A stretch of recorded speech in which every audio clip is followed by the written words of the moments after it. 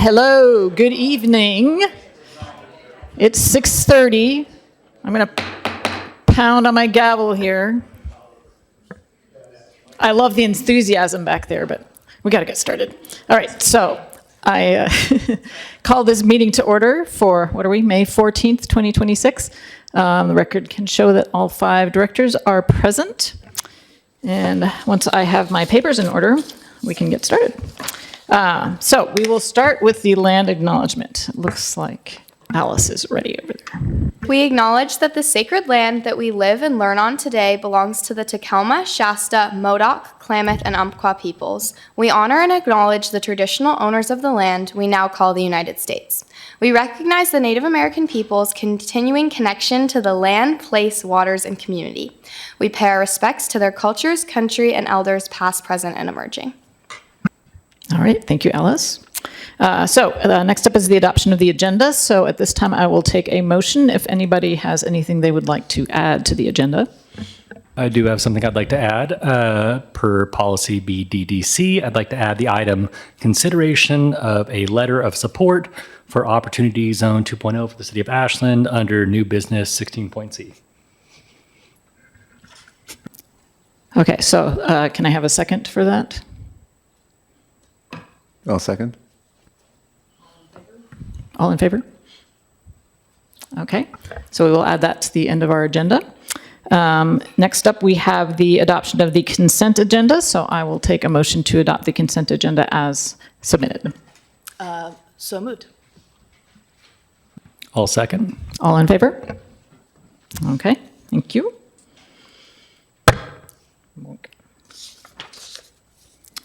Okay, next up we have a school presentation. Today we have AHS, and I will invite up, we have Principal Atanas here, and Hillary and Becca all joining us, and we are in solidarity here with our t-shirts. Thank you.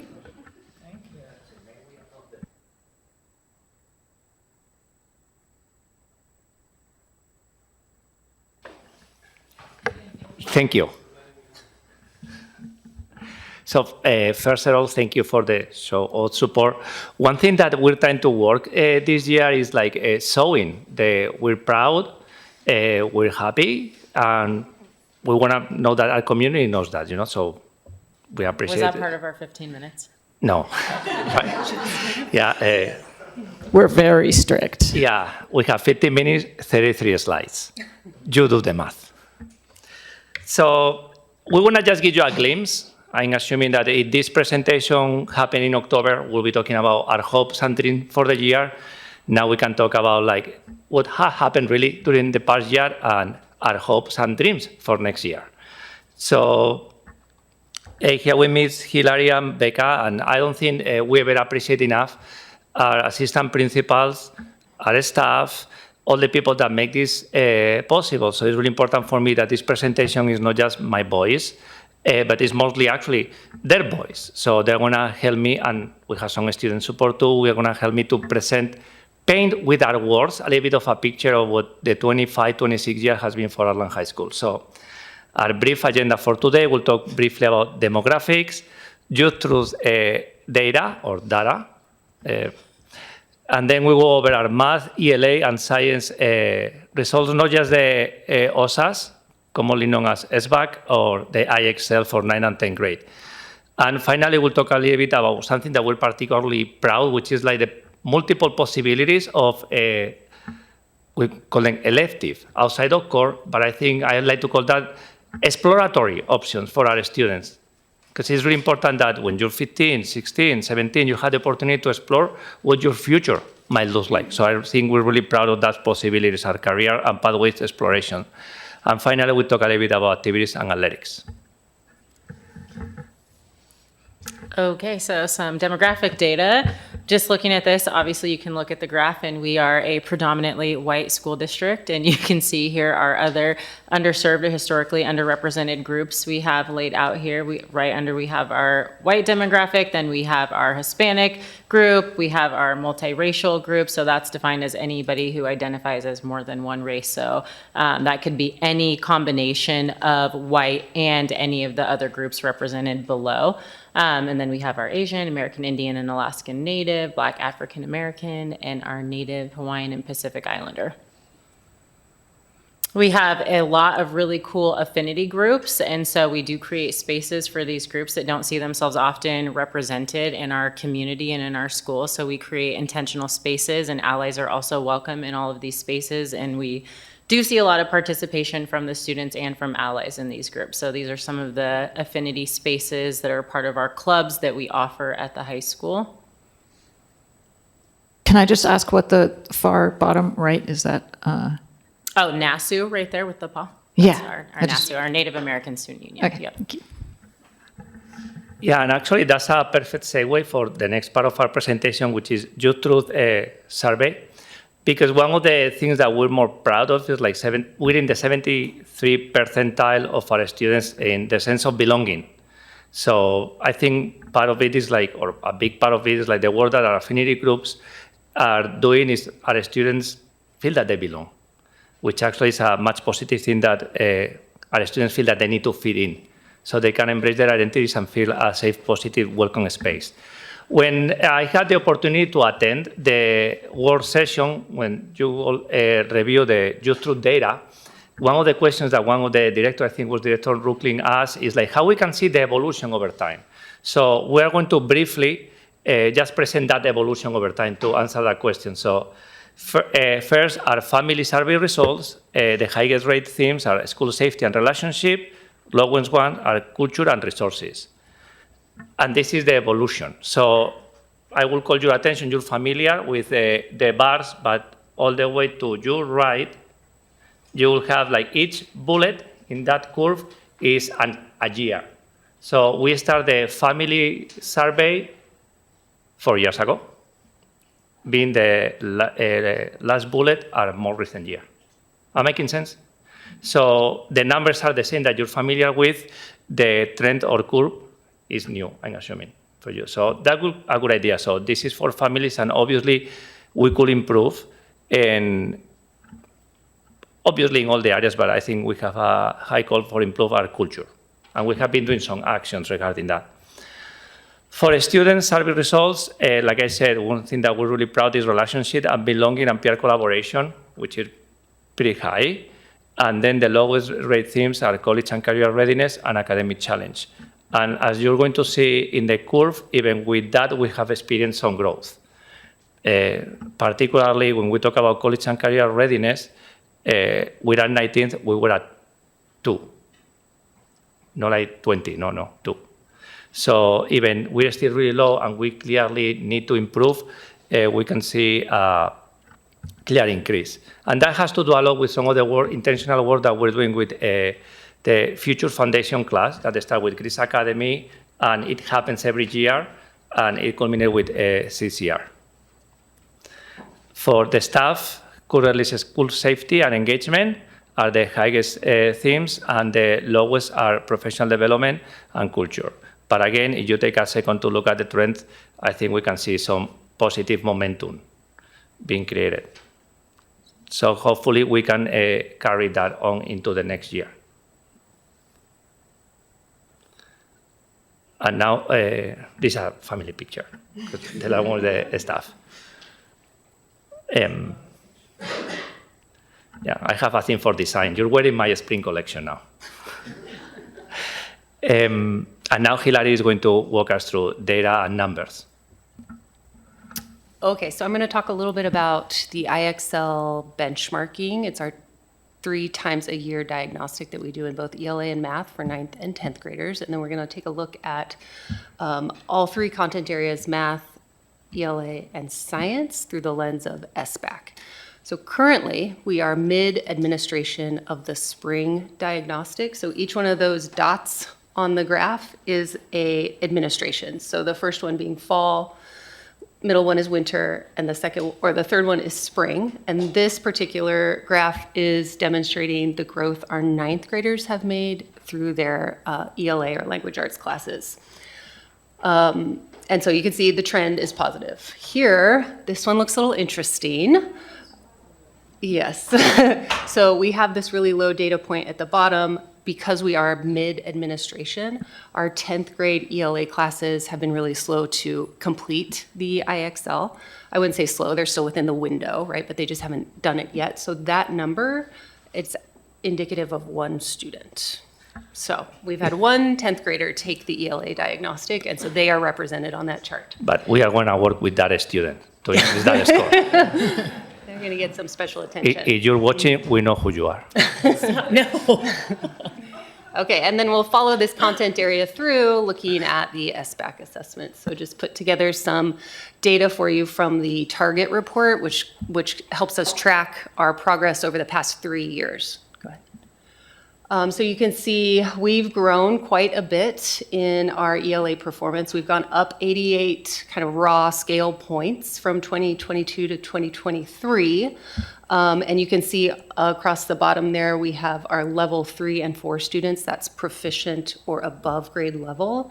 It has increased dramatically. So we went from 39% of students being proficient or above grade level on the SBAC ELA assessment to now we're at 71%. So that's a tremendous amount of growth. And I give our humanities department a lot of credit for that. Go ahead. Reading in particular, the test is broken into several domains, but reading was a really strong growth point for us. So currently 34% are sitting above the grade level standard, and that's up from 20%, and only 9% actually are below the standard in reading, which is down from 31%. And then writing, again, we've made some tremendous progress there, 30% above the standard, up from just 12% in 22-23. Our IXL benchmark growth for math at 9th grade, again, really positive trend, so we're really happy about that. And then our 9th grade or our 10th grade math scores, that is showing us about 75 students out of a total of 211. So we're still kind of waiting on that data to filter through. And then again, for our SBAC, pretty much holding steady. The math assessment last year was fully aligned to our current state standards. So it was sort of a new-ish test. So we were at 46% proficient and above grade level in 2022-23. We held steady in 23-24, and then we took a little bit of a dip in 24-25 with that new kind of fully aligned test. What's really great, I think, about math, like beyond just the concrete, discrete math skills, is they assess how well students are communicating their thinking around math too. So we've grown a lot in that area, and also in problem solving and modeling for our students. Okay, and here we are with science.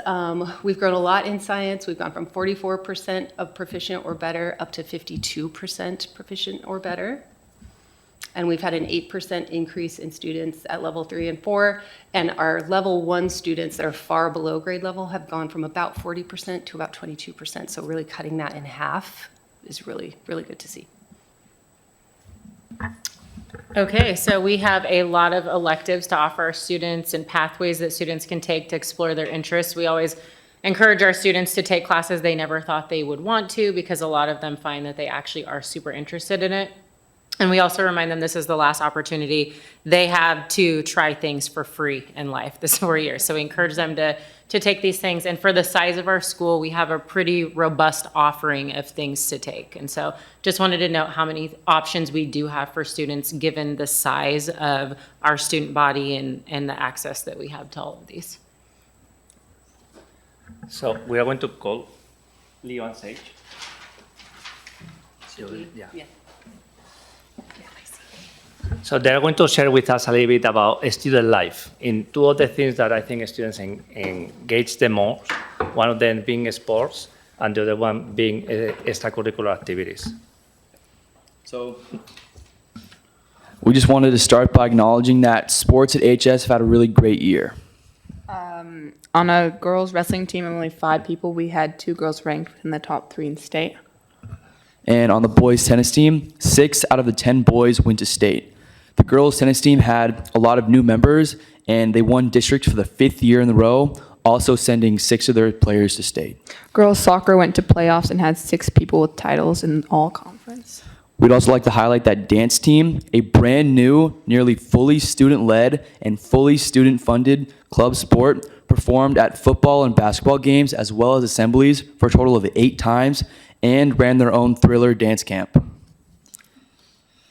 This was also Sage and I's first year in leadership. We were really excited to be able to help plan events like prom and get a look behind the scenes. So as seniors, of course, we wanted to make sure that our prom was good, and I think it's safe to say that it was.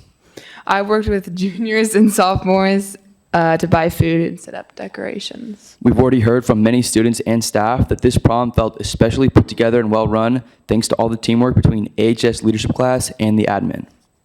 I feel proud to say this school year has felt full of joy, and we're incredibly hopeful for the future of Ashland High School. Thank you. Yeah. And one last thing is like, because of our emphasis in culture, which it was a clear mandate to our youth truth, we're actually trying to do a lot of events and reach out particular to our new parents and students. I think it's a really scary thing to transition to high school. Only it was for you, but it was for me. So one of the things that we're trying to do, for example, we did a 8th grade parents Q&A. When we tell, hey, parents, come in and ask questions. There was no really a presentation. We just stand up and answer questions.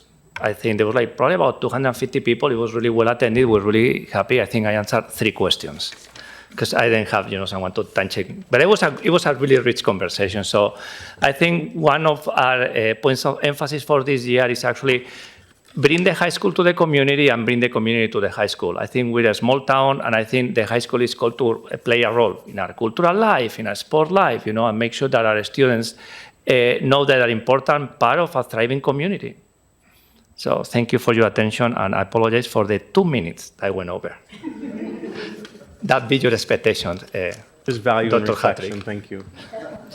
There is a clock here. It's kind of unnerving. So I don't know if any director have any questions. I have a very quick question. Since we're talking about IXL and iReady later tonight, do you guys at the high school use IXL for anything other than the 3 tests throughout the year? You do? Okay, you Yeah. use it as a curriculum tool? Okay, thanks. And actually, IXL, the part of what is called the arena, has proved to be a really powerful tool for students, particularly because as a teacher, sometimes you have a difficulty to be able to address their performance levels. What IXL allows you to do that, which is really good, particularly in content like math, for example. I want to start just by commending all of the amazing growth in culture, in community, and academically, particularly in ELA. That's a wonderful thing to see, so much growth there. And you're hitting it out of the park with sports. It's fantastic. I do have a question from the Youth Truth when their kids or the youth are reporting that they're not feeling ready for college or careers. I'm assuming you've had discussions with them. What are they reporting is the challenge that they're facing? So I think that's a question I have reflected a lot, because obviously, how you know if you're ready for something that you never did? That's something that is really puzzled me. We're asking, so we actually did some work even in the question that have been presented to the students. In the desegregated data that you can look by grade, actually the lowest score is for 9th grade, and then goes a bit higher for 10th grade, and the closer they are to graduation, they feel more that they're prepared to college and the workforce. So we're thinking a lot about how we can actually start that intense work that we do in college and career readiness using our GRIS Academy class, which is our transition program that is really focused in high school success for our 9th graders. So we're trying to incorporate specific pieces about career pathway, career exploration, skill finding. So there's different tools like Use Science and others that can, for example, identify what your natural traits are going to help you to be more successful in what career. For example, you enjoy speaking. Well, maybe you should be a lawyer. Just enjoy working with your hands. Or et cetera, et cetera. So I think it has to do a lot with. Sometimes when you're 15, you're scared of the world. So we're trying to work a lot on that and create a sense of certainty for our students, which with everything is going in the world is really hard. That's interesting, kind of a question design flaw to ask a ninth grader if they're ready to go to college. But, or what do you want to, or you want to do when you grow up, Like, I think I don't want to use a public space to talk about my son, but when I've been talking to my son this year, he told me in 6 months in the high school, 5 different careers with the equal level of excitement. Dad, I want to do this. Dad, I want to do this other opposite thing. So that is like, eat your veggies and... I'd like to ask a question too. I wonder about those affinity groups, and I just wonder about participation. And I'm looking at you guys because I'm assuming you're the people who would know, but are the affinity groups super active? Do they have a lot of people involved in them? A lot of the students? Yeah, so I'm personally in 2 different affinity groups, and I know that there's a lot of people that are, allies and also kind of respective members of those groups. And I would say currently they're small but mighty. Some of them are around like 10 members, maybe 15 at the biggest ones, but we get a lot done and a lot of fundraising, a lot of community outreach, especially to the middle school. That's a big focus this year for a lot of different clubs. And I'd say it's going pretty good, but obviously more members is always better.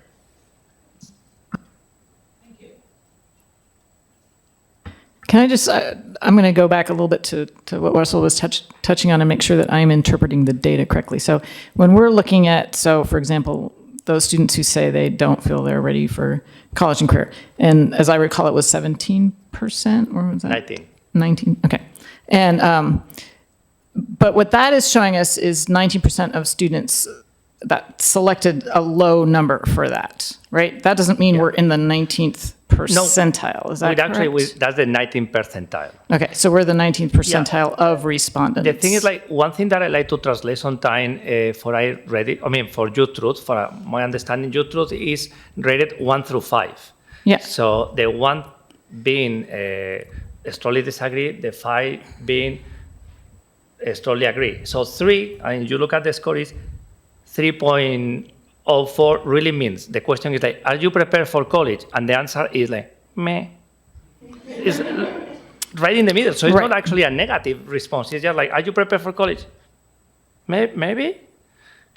So sometimes being able to translate those numbers into sentence, so anything Youth Truth consider really positive is 3.5 and above.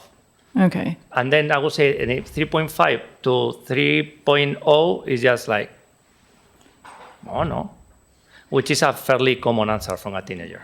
Yeah, so I guess, in some ways I'd like to see both. So if we're in the 19th percentile, but where does that put us on the number scale then? Because if maybe everybody is saying there are 3, it sort of changes how concerned you would be about that number, right? Well, and you can compare to the line below is actually the Oregon average. So we clearly have some work to do. Yeah. This is a good thing too, because like the work that we're doing with our site council is actually using Youth Truth, IXL, SBAC, and all those reports to actually being able to inform our strategic planning for next year. So actually we can target the things that, like, aligning with the district goals can actually give direction to our actions. So it's not like, oh, let's try to do a good job and see what happens after. Right. And what's also would be really interesting would be some outcome research, because, we're sort of measuring what the temperature is, but not the success rate, right? I'm not sure that was your question, but I want to answer with what I want to say, because one of my dreams is actually do a satisfaction survey 1 year after or 3 years after graduating. Yes, that would be really interesting. That's when I can ask the kid, did I prepare you appropriately? So actually we're doing some work actually collecting the information from our students. So actually we know that, like, for example, a month and ago was my 3rd year high school reunion. I can tell you, for the most part, we were not prepared for life. 30 years later, I'm doing great, And I wasn't able to attend because it wasn't, but I saw the picture. They sent it for WhatsApp or something like, man, life has been tough for some of my friends, But it's really important to know that. So like even, and I think colleges do that really well, like the employability with the range of salaries. So I think it's time for us to actually do a really targeted effort on that. And one thing that it was not in the presentation, but now we're talking like one really strategic. What's your laugh? Is actually attendance. I mean, and attendance. I actually wrote it 3 times in my board, so I see that every day. Say attendance. We need to do better, and I think we need to do better not by telling the kids, oh, you didn't come to class. No, it's by what we do in the class need to be so valuable that if I was a kid, I would rather be in class than be sleeping at home, and that's a tall order. Yeah. Because sleeping at home sounds really good some days, But if what we do at the school is valuable enough, kids will come. So that's the kind of thing. It's not presented in the PowerPoint at all, but it's a really big point of emphasis for us. And it's not a comfort because we look at reports, we over the Oregon average. It's not comfort enough. I'm not responsible for Oregon schools. I'm responsible for this one. We can do better. We can do better. So. Thank you. And thank you for giving us your insight. We appreciate it.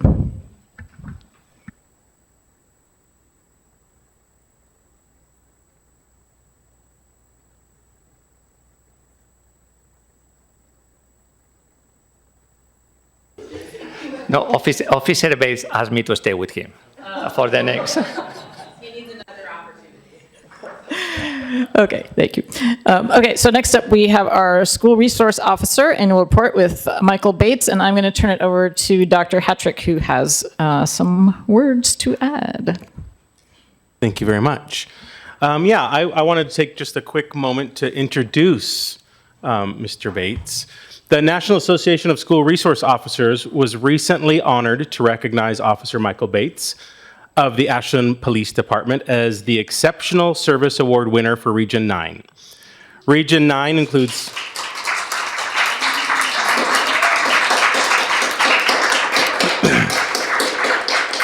Region 9 includes Alaska, California, Hawaii, Nevada, Oregon, and Washington.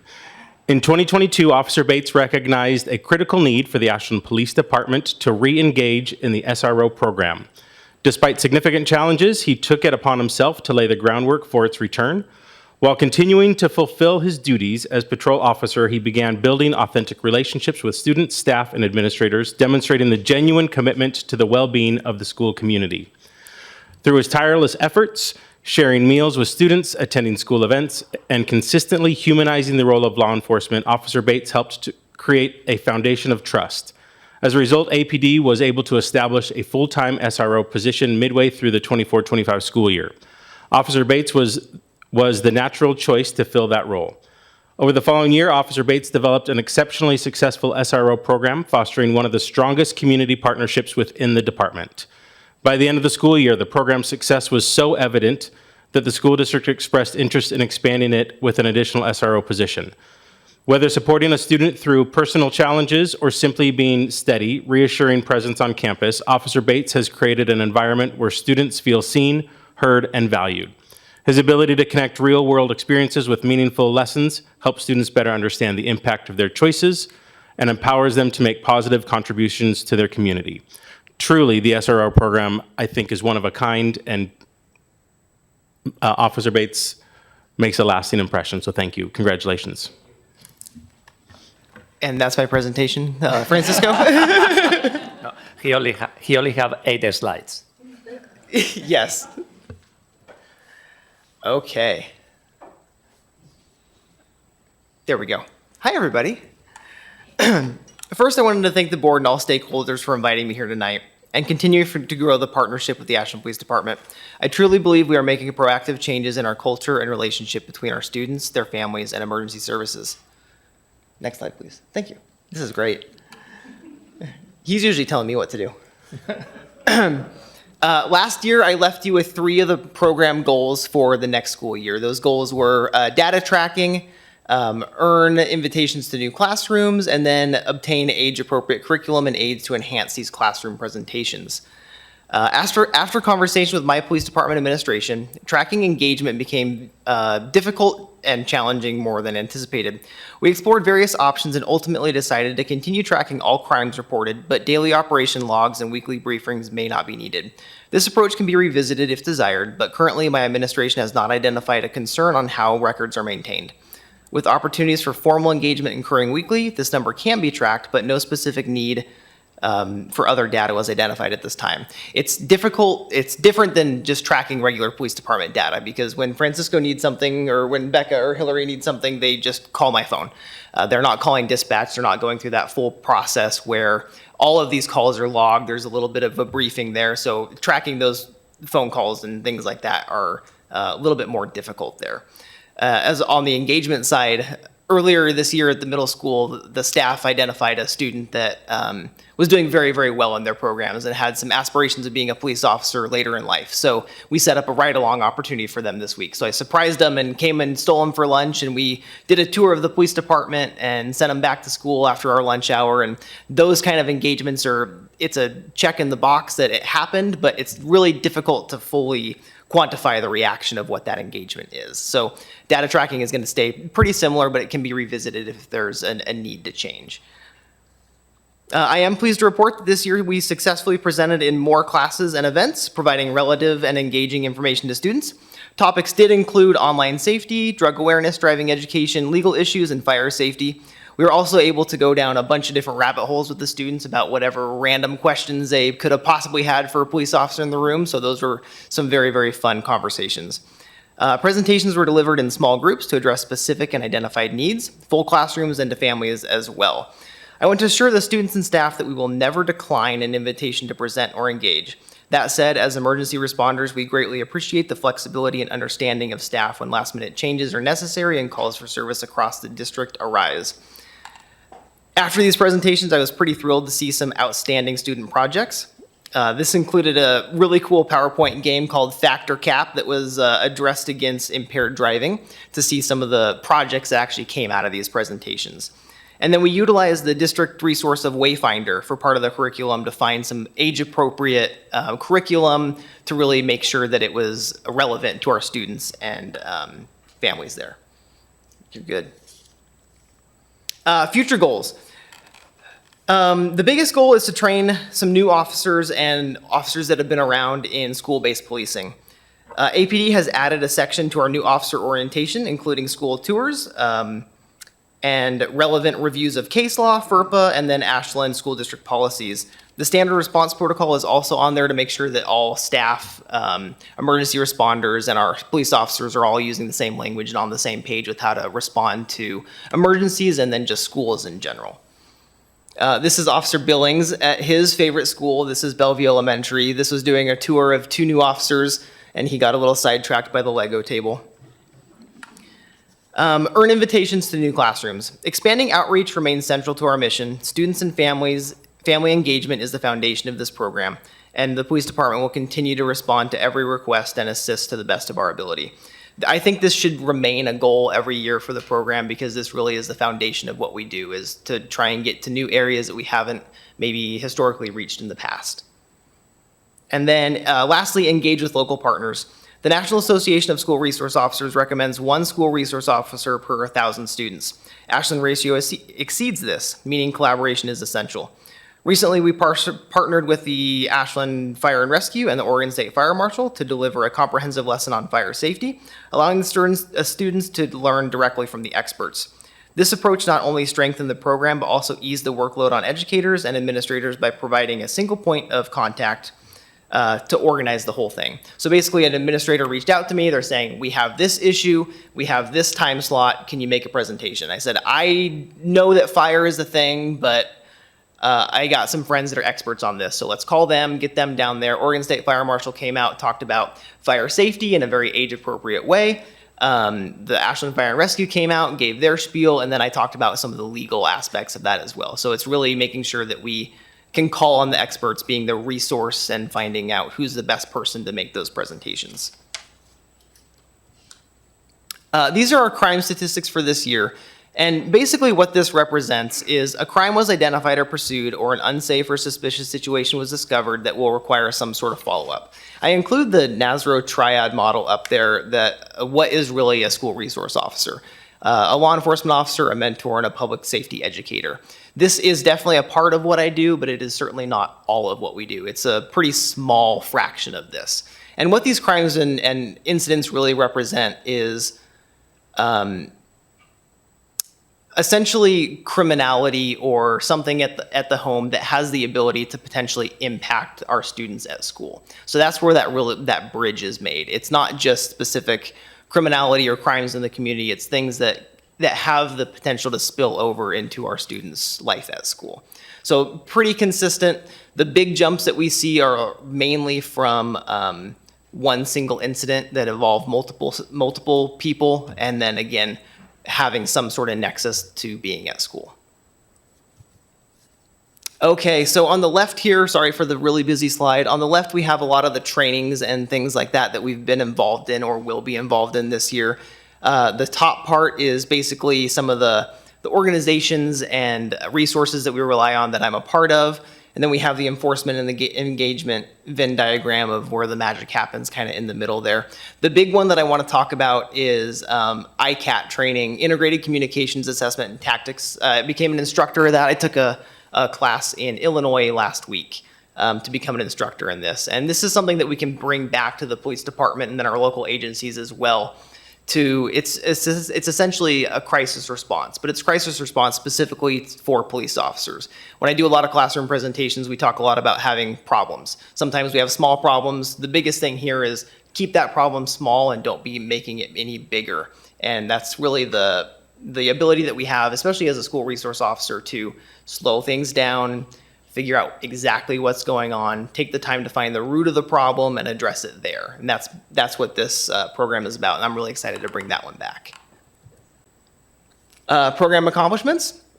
We've been working on some updated mapping. There's one of our sites right there. It's redacted for security reasons, but we have a lot of different sites that are changing all the time. So getting Google image satellite view is not always the best. So we've been able to figure out how to get live. This is the most up-to-date picture that we can possibly have of our site there. And then use these maps that I've created to do some emergency response. We did for our safety and security drills, we were able to actually use these maps, see if there's any holes in them, see if they're accurate to the schools, and go from there. Not yet, golly. You paused. Participated in student leadership activities. There's me and Griswold making the little video about rules and regulations of the Ashland High School. We talked a little bit about the instructor level trainings to bring back to the Ashland Police Department. And then the biggest accomplishment, I think, is getting back into the classrooms and really giving some great presentations in classrooms as a whole group, and then as some identified as specific needs come up. There is a very nice note from one of the teachers. We've been able to do like full kind of integrated into their lesson plan. So as students come through like the high school, for example, they have their sophomore health, they have their junior family health. We've been able to present in each section of that to make sure we hit all the students and that are going through that curriculum. It's kind of neat because especially those age groups, we do a lot of driving talking, and in the sophomore health, they're pretty much just about to get their permits. So all their questions are very different than the junior health that just had their license that have been maybe driving for a year. So they get very good questions on how to prepare for the test, how to prepare to drive, and then how's driving going, and is everybody being safe, and have any questions, and I didn't know I couldn't do that, and oh, I can do that. So that's been really great for those health classes. Okay, now you may. Thank you. Spoiler alert here, Dr. Hattrick. This June, the National School Resource Officer Association Annual Conference, our school district and our SRO program will be recognized for an Exceptional Service Award. Having this recognition on the national stage is an absolute honor, especially in the second year of our program. This school year identified many positives of our program and showed us areas we can improve on. The safety and education of our students extends far past school days and will require the assistance of every resource and expert we can lean on. I am very proud of the collaboration and sense of community that we share in Ashland, and want to thank the community for coming together in times of tranquility and turbulence. The students, families, and educators make me very proud to represent our district and our Ashland Police Department. And one more. And this is a quick note from one of our principals that was kind enough to write something up, but Francisco, do you have anything to say?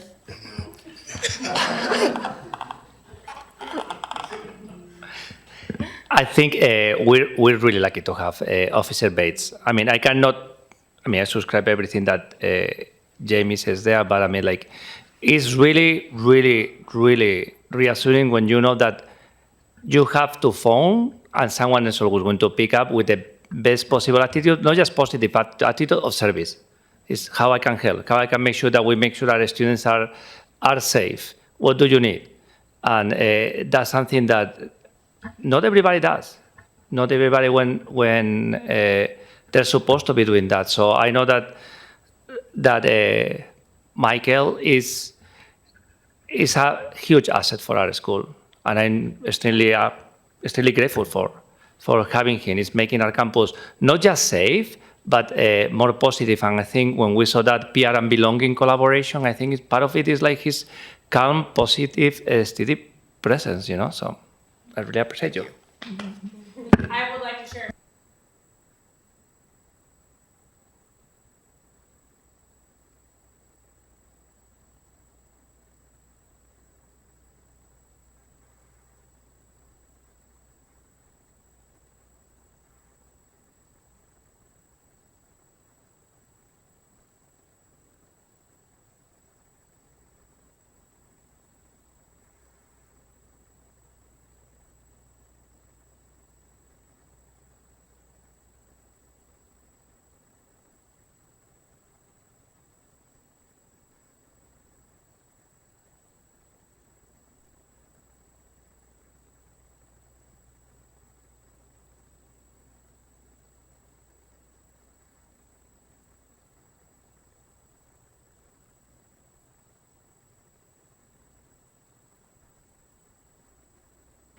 All right, anybody have any questions or comments?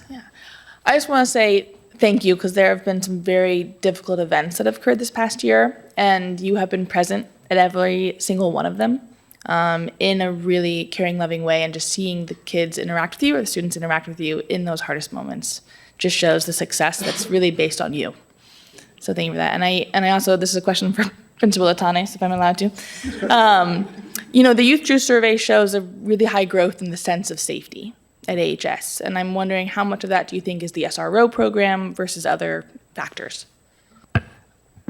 I think I would like to call it like a positive culture. I think it's not about closing doors or fencing, it's about explaining the meaning of things.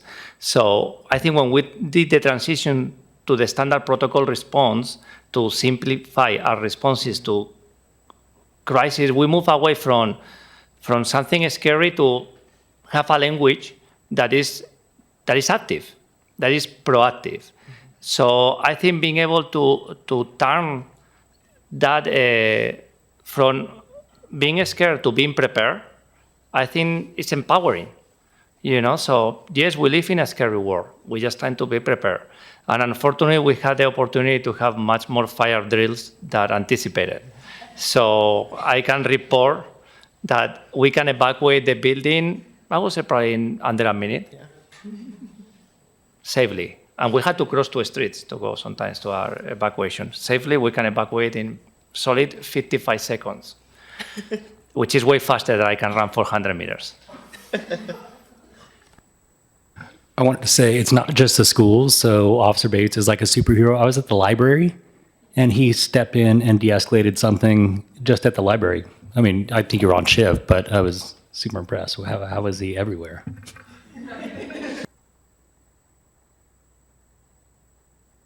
All right, I'm just going to ask a quick question. It might be for you. You mentioned that we were looking into a second position. Is that? Well, it's funny. I stole that whole statement from Facebook, so I was kind of curious about that as well. I know that there's been discussion, correct, about the possibility. Yeah, that would be our Ashland Police Department's hopes and dreams for everything once we're back up to staffing where we need to be, all those kinds of things. So I think that giving the school district as one of our giant community partners the attention that it deserves with more than one person. Like I said, Nazaro says that there should be one school resource officer to every 1,000, and we're not quite there. So the goal would obviously be to get something close to that, but I'm not sure where we're at to achieve that right now. Okay, thank you. So they must have put that based on their data. So it was a nice quote to take.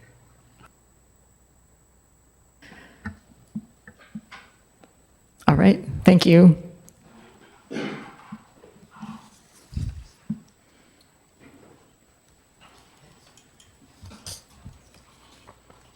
All right, so next up, we will be introducing the new 2026-27 Student Board Representatives, or the recommendations for Student Board Representatives. So if I can have the three who are here come up. Dr. Hattrick will introduce you, and then I believe Toby Pugh, the fourth, will be having a video submission. Yes. All right. So per policy BCBA, BCBA AR1, and AR2, I'm pleased to introduce to the board the nominees for school board representative. So policy BCBA states to facilitate communication between students and the school board, up to 2 student representatives and up to 2 alternates to the board will provide for a method of direct communication with district students. Student reps from Ashland High School shall be selected through a process outlined in BCBA AR1 for a term of 1 year starting in July. In order to provide equitable opportunity for other students to serve alongside the school board, student representatives will serve a maximum of 1 term. So this time, I would like to introduce or have each student briefly introduce themselves. We do have Toby that introduced himself via video. So the first one is Toby Pugh. So I'll have Holly start with that.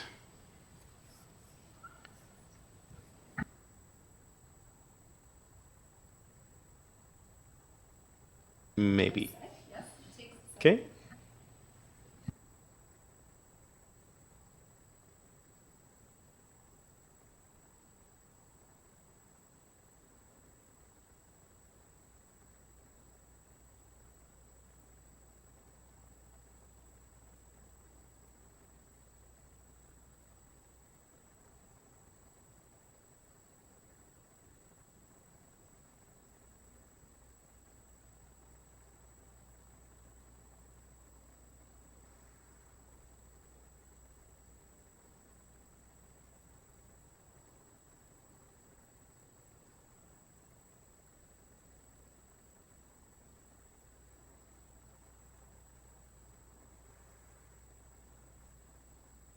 I'm Tobias Pugh. I'm an incoming senior here at AHS, and I'm extremely excited to be nominated as the primary Ashland School Board rep for next year. A little bit about myself: I'm a high school rower, a varsity athlete, and an avid student, and I can't wait to serve alongside you guys next year.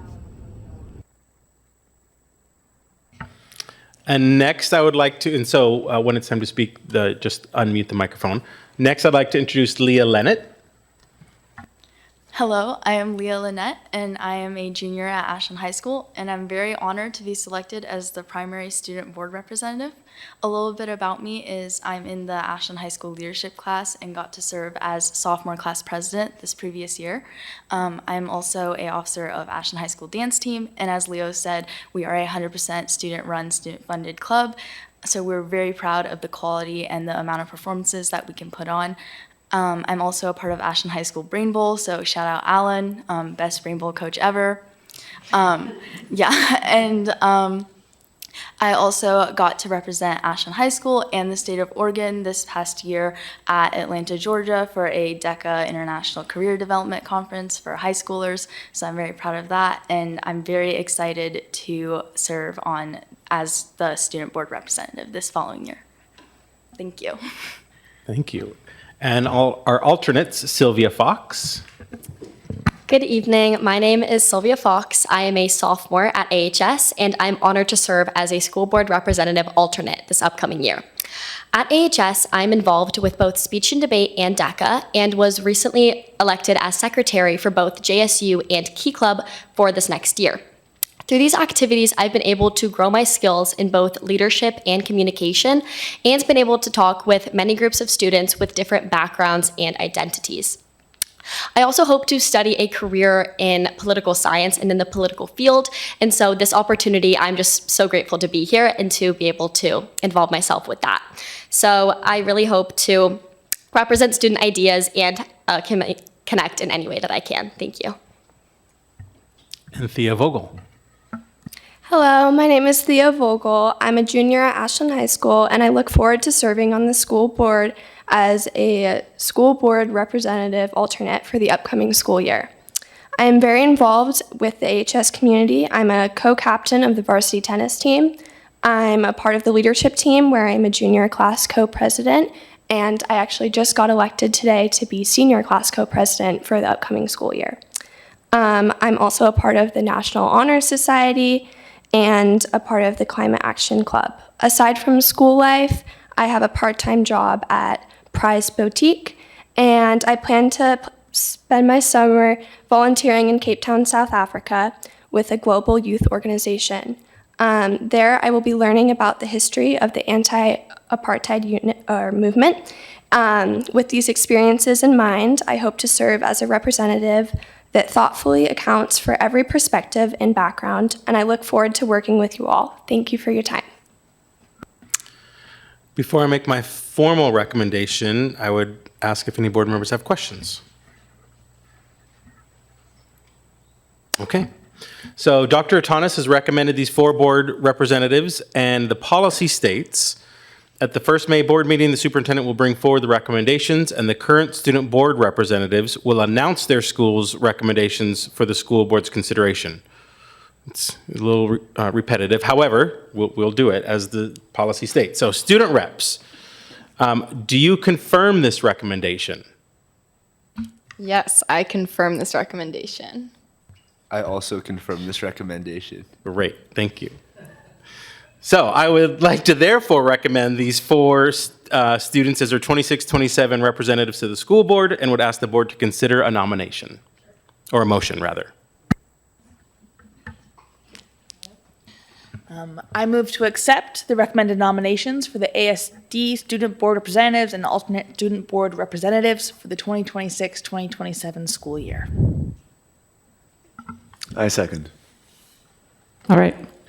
Before we call for vote, I just want to say these 3 came and introduced themselves when we were having a meeting earlier this week with Joseph, and I mean, they are amazing. So welcome, and we are very grateful to have you.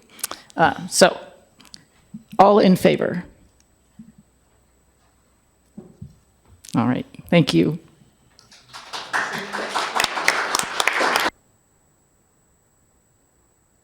And I believe they'll be joining us for the remainder if they're able to do some shadowing, watching over your shoulders.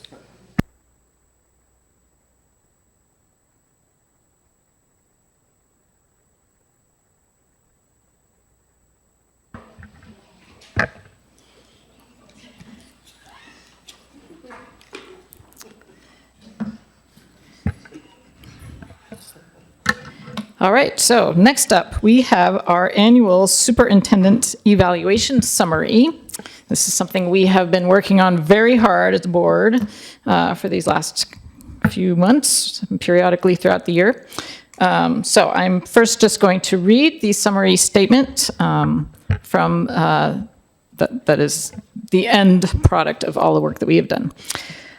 So, public summary. The Ashland School District Board of Directors finds that Superintendent Hattrick has provided strong and effective leadership during a critical period of financial and organizational challenge. His work in stabilizing district finances, improving transparency, and strengthening community engagement has positioned the district on a more secure and positive trajectory. The board has observed meaningful improvements in trust, culture, and communication across the district. While much of the superintendent's focus has necessarily been on fiscal and operational priorities, foundational work is underway to support future gains in instructional leadership and academic outcomes. The board looks forward to continued progress in student achievement, strategic planning, and collaborative governance. With sustained focus in these areas, the district is well positioned for long-term success under Superintendent Hattrick's leadership. Thank you. So with that, we would like to extend Superintendent Hattrick's contract by 1 year, and I will take a motion from the board as such.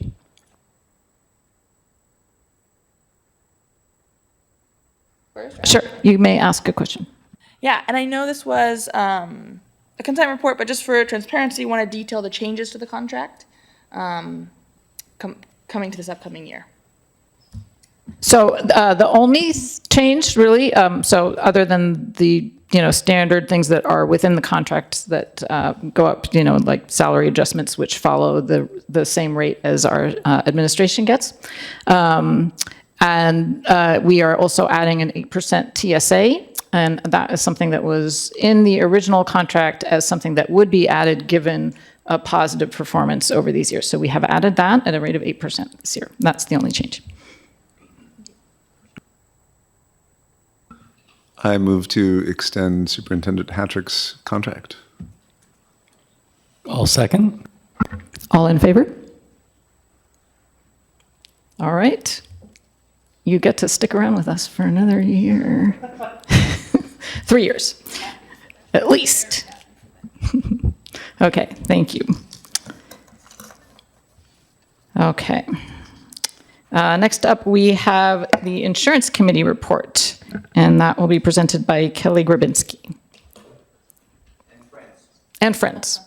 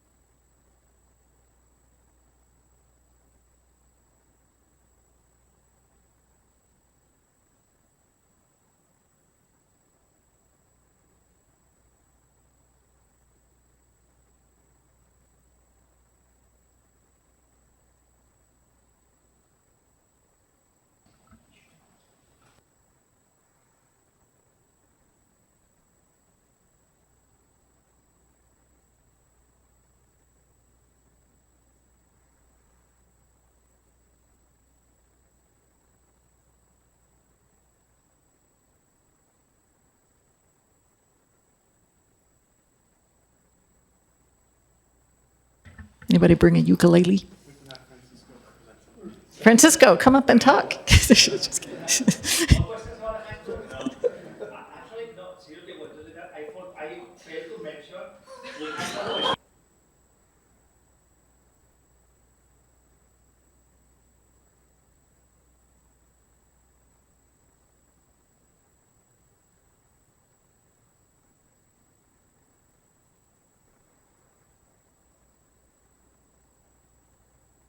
Your evaluation is right.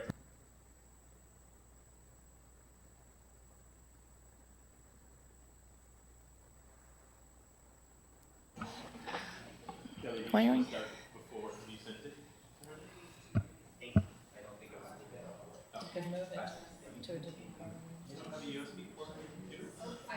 Yeah. We could do finance report first, too. We could do finance report first. Yeah, we can try, but I think Holly said she has it. Yeah. Wondering, Milo and Alice, is this your guys' last meeting you'll be attending? Of course we want you We to. want you, but we recognize that summer now. That would be awesome. We'll make it quick. Okay. Okay, so we are going to amend our agenda due to technical difficulties, and we will first have our finance report with Sherry Ely. So, welcome. Yay.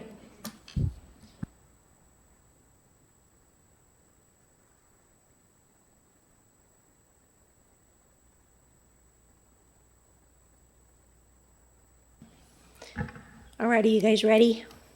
All right. Oops. We got too many things going on here.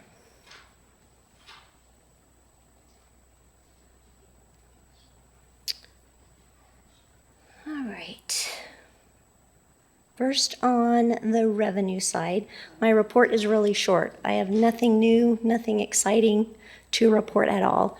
Just waiting to find out from ODE what our May catch-up payment's going to be.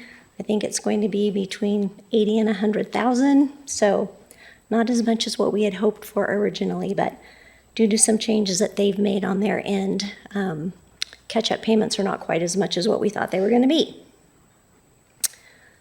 On the expenditure side, again, nothing dramatic. We're just cruising along here towards the end of the year. No unusual expenditures have come up. I am, at this point, projecting an ending fund balance of about 3.1. I do think it's going to be higher than that. I'm being super conservative in my projections. So I think that when the dust settles in June, it will come in higher than that, but that's still a little bit over 7% ending fund balance. And so the appropriation compliance, you guys can, look at that. You can see that we're still doing fine on our appropriation front. No changes are going to be needed there. And same thing with our special revenue. Nothing exciting to report there. Everything's still looking good. We're on track with each of our funds. And then I did do the cash flow report. And as you can see, we've been holding pretty steady with about the same amount of cash in all of our funds. And so our biggest payments are going to be coming out in June. We have the debt service payment for the bond, and that is a little bit over $6 million. And then we have the 3 payrolls that'll come out in June as well. And then we also have the payment for the full faith and credit loan.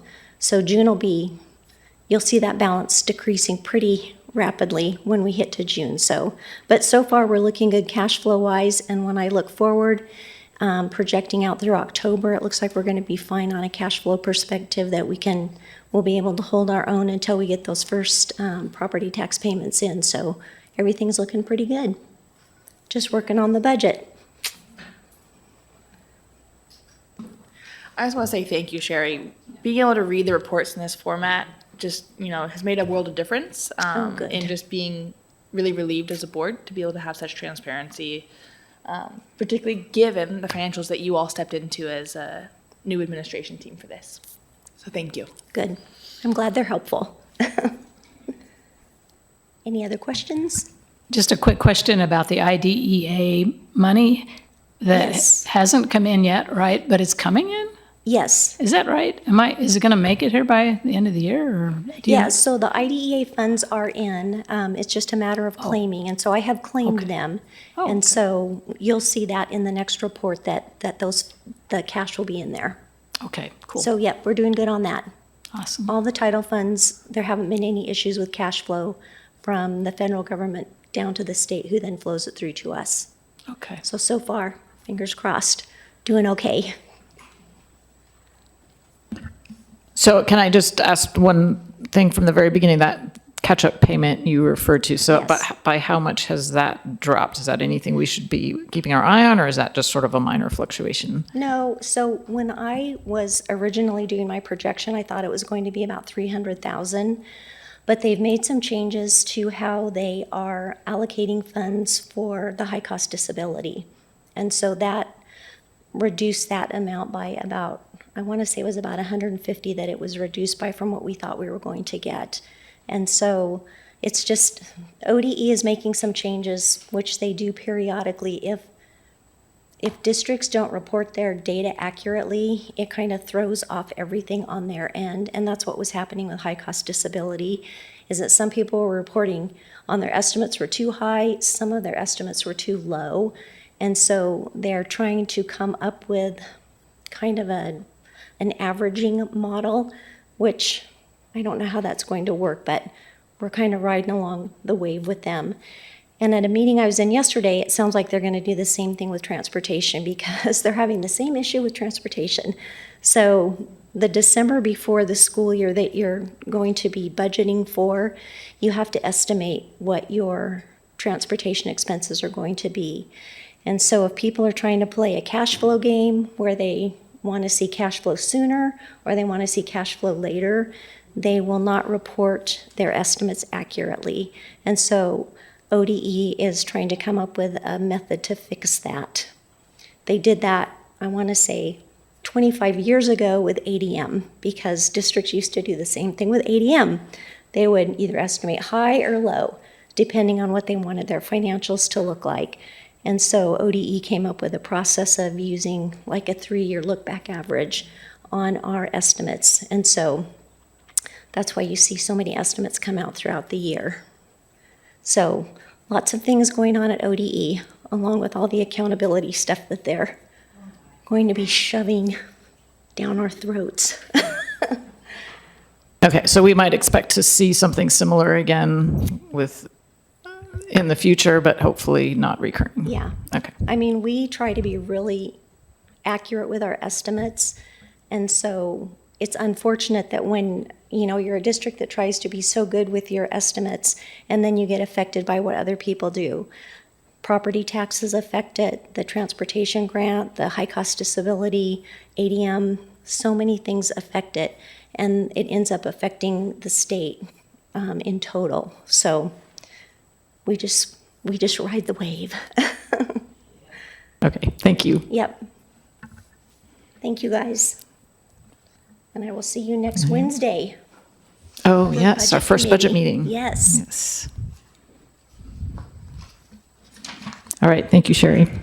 Okay, so are we ready to go back to the insurance report? Or should we move on?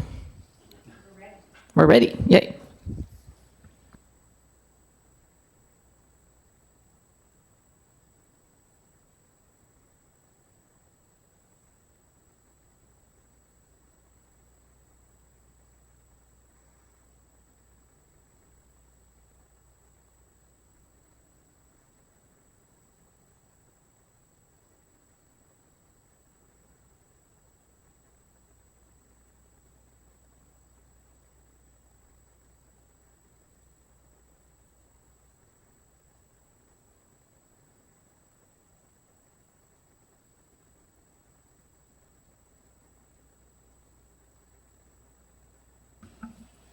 Hi, I'm Ashley Swatus, and I am on the Insurance Committee and have served on the committee for 9 years. I'm Becky DeSalvo, and I'm also on the Insurance Committee, and Kelly and I were trying to figure out how long I've been on there. I found some minutes from 2009 with my name on it, so I've been on there a little while. And my name is Kelly Grabinski. I'm a consulting actuary with One Digital. And I started working with Ashland School District in 2011 with their self-funded plan, and have had the honor and privilege of working with all these folks. I could spend 10 minutes just praising them on all the great work they do, but I have a tendency to talk beyond my time limit, so I'll keep it short. So we just completed about 90 minutes ago an insurance committee meeting, the last of a number of meetings that we've had over the last 4 months to discuss the health insurance program for the district for 2027. And I'm going to talk a little bit about kind of some of the challenges we're facing and the recommendation that was made in the committee tonight. So I wanted to start with just a little bit of history as to what's been happening with the plan. In case you don't know, Ashland School District plan is what's called a self-funded health plan, which means we do not purchase a health plan from the insurance company. We manage the plan ourselves. We hold the risk. We do have an insurance policy to protect us against very, very high cost claimants, but for the most part, every time a school district member needs services and incurs a claim, those costs are directly paid by the district. That plan has been in effect since OEB began, which I believe was in 2008. So over the course of the last 18 years, the district has saved tens of millions of dollars in healthcare costs relative to what the OEB costs would have been.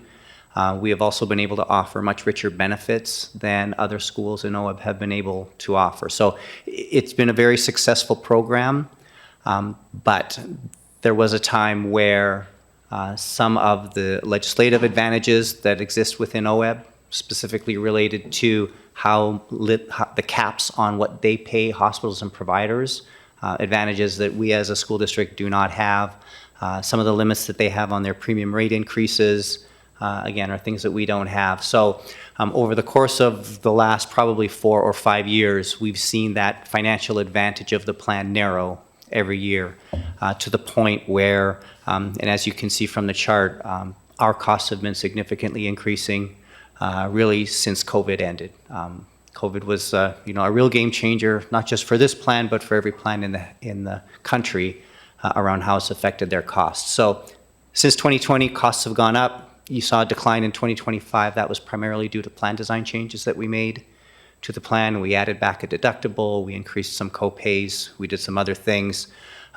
But what we're seeing in the health insurance industry today has really accelerated the trends and the costs. And you see it in the news all the time. I could spend an hour talking about all the reasons behind it. But to summarize, trends are high, they're going up, they're not expected to calm down in the near-time future. And so that's kind of the situation we've been in. We have been working with the committee for the last 4 months, outlining every option, turning over every stone, trying to see if there was a way to keep us outside of the OEB plan. Not that the OEB plan is bad necessarily, but we felt we had a better mousetrap in what we had. And so up until today. Today, the committee made the recommendation to, as of October 1st, to move our self-funded health plan into the OEB pool. We are not just wholeheartedly going completely fully insured.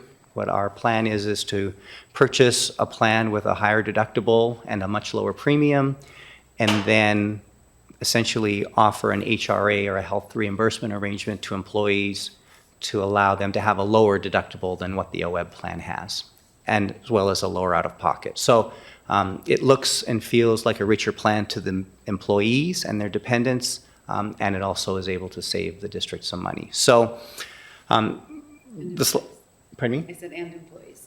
And employees, absolutely. So the recommendation is here on this slide. I've listed some of the rationales. The first one has to do with a comparability study, and I won't go into too much history, but there were about 15 school districts back in 2008 that were exempt from joining OEB, the school pool, because they were self-funded at the time. Part of the legislation required those 15 school districts every 2 years to prove that their plans provided equal or better benefits at a lower cost. If you could not prove that, you were automatically moved into the OEB plan. That comparability estimate went away, I would say, about 8 years ago, partly because of the success of Ashland School District and other districts. OEB, to be honest, didn't want to hear us talk about how much better we were at managing benefits than them. So that comparability test went away. We, as your consultants, still do it just as a check to make sure. And 2025, we were very close. 2025, we were probably a little bit worse. Sorry, 2026, and where we're projecting for 2027 is we would not pass that comparability test. So we hit a decision point where do we decide to maintain our self-funded plan knowing that it was going to cost more than us joining OEB, or should we consider looking at OEB? And after a lot of soul searching, a lot of very, very difficult conversations, a lot of heartache across all of us, including myself, we did make that decision. From a financial perspective, we expect the new plan in 2027 to save over $3 million relative to what we would have paid, what we're projecting the cost would be under the self-funded plan. We are expecting employees contributions to go down pretty significantly, and I'll show that in a second.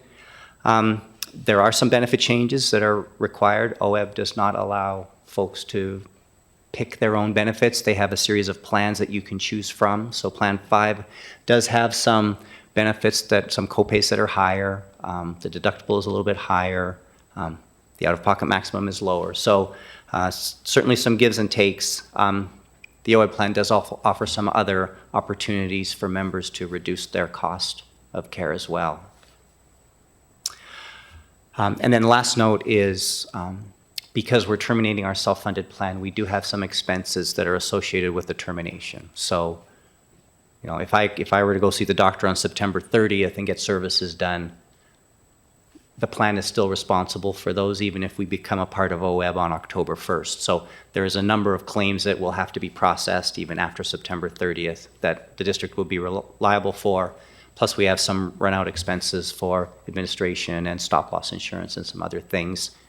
That is a one-time expense. We anticipate it to be around $1.5 million and would probably occur within the first, let's say, 4 months after termination of the plan. With respect to employees, the 4 tables here show the different groups of employees based on the bargaining agreements and the employee contributions towards healthcare that are incorporated into those bargaining agreements. The first column shows what those employees are paying today on a monthly basis for their health plan. The far right column shows what they are projected to pay starting October 1st under the new plan. So the good news is, even though some of those cost-sharing items in the benefit plan design are higher, we are expecting employees to have more money coming through in their paychecks. In a lot of cases, this should be more than offsetting to what those additional costs would be to get care. So we are seeing some savings at the employee level too. These aren't just savings to the district. There's going to be some help offered to employees as well.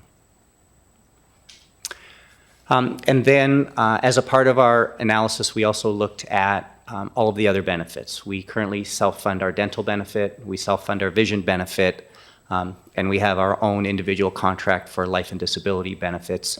We reviewed all of those because those are also benefits that OEB offers, more on an optional basis. We looked at all those benefits, and in most cases, those benefits were as rich or richer than what we currently offer for comparable, or in most cases less than what the district is paying for them today. So in addition to moving the medical, we've made the recommendation to also move dental, vision, life, and disability benefits over to OEB. So it will certainly simplify administration of the plan. It will eliminate that health insurance self-funded risk that the plan currently has today. We will lose some control over the plan. We will not have the same authority to make decisions around plan members if they get in a bind, to look at our benefits and review them and tailor them however we want to. But overall, it was just the right time to make that switch to the OEB plan. I'll stop there. Do you guys have anything? You can't change our mind. I will say, the motion that was made started with the words "with regret." I make the motion, and this has been, from a professional level, the Ashland School District, and some of you may not know this, but this district went 8 years without a benefit change or a rate increase, 8 consecutive years. This has been the poster child for. And we praise the success of this plan to all of our clients, and you guys have been the model that we've used for a number of other clients to say, if you want to know what a well-managed, wellness engaged, informed, educated members, look to the Ashland School District plan, because it's the one. And that's my opinion. Number of vendors that we've had that have come in to talk to us and propose things to us.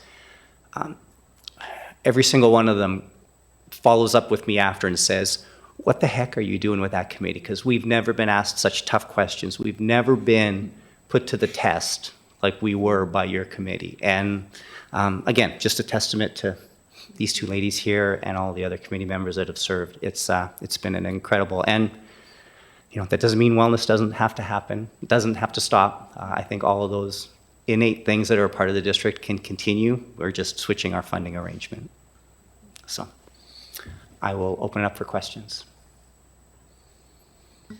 I just want to say thank you to the committee before I ask my question, because talking about healthcare is one of the hardest things and one of the most important benefits that we can provide employees here at the school district.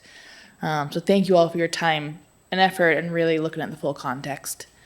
My technical question is around the HRA, and what is the HRA level of contribution to be able to get those monthly premiums? Yeah, so the HRA component, the budgeted amount that we have, and I will say we've been conservative in our projection for that HRA amount, is about $700,000 for the year. For the first year, that number obviously will change as we get more information around utilization, as we see what happens with OEB, but that's our 2027 projection. Great. And does OEB administer the HRA? No, we actually have a separate vendor that administers that HRA. So, and we have, it's a contract that will be between the district and the administrator, and is included in all of the numbers that I've shown up here. Yeah, thank you.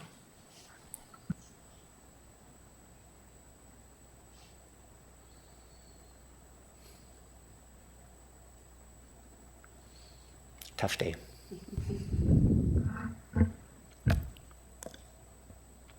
All right, I feel like we're all sort of stunned. Oh, I'm not stunned. But I'm stunned by your figure that you made it 8 years without a rate change. That's just unheard of.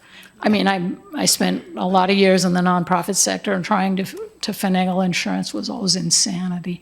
And wow, 8 years. Anyway, very, very good, wonderful, and now we will go into a different universe together. Mm-hmm. Yeah. So there it is, right? That's it. Yeah, I mean, all I can say, I mean, I've been, with the district not nearly as long as you guys have, but this has always, even for me, sort of been a model of what we're doing, right? And so I commend all the years that you have put your time and energy into this to make it what it was. And I'm sad that we are at this point, but I certainly understand, and it certainly has nothing to do with your efforts. This is just the world that we're in right now. So thank you. And I would just add that I think a big part of our success has been because of our collaboration. Thank you, with first Sophos and then One Digital. Like, they have provided the expertise for us to make the informed decisions. And every time we say, but wait, Kelly, we want to see this, we get it the next, we get that information. So I think as a committee, we have relied heavily on One Digital and their expertise, as well as their ability to just answer all of our questions and say, well, we want to see this comparison, we want to see that comparison. And they're all there. So we couldn't have done it without this collaboration.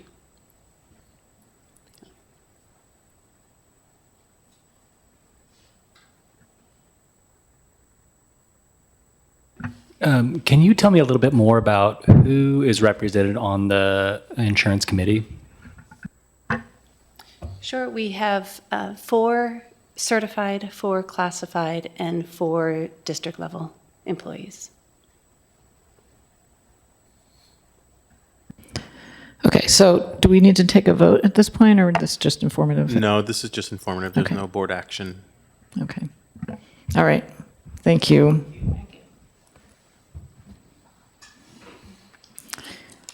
All right, so we skip ahead through our finance report.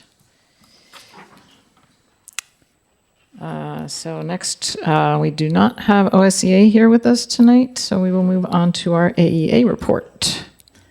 Alan Prowski. Thank you.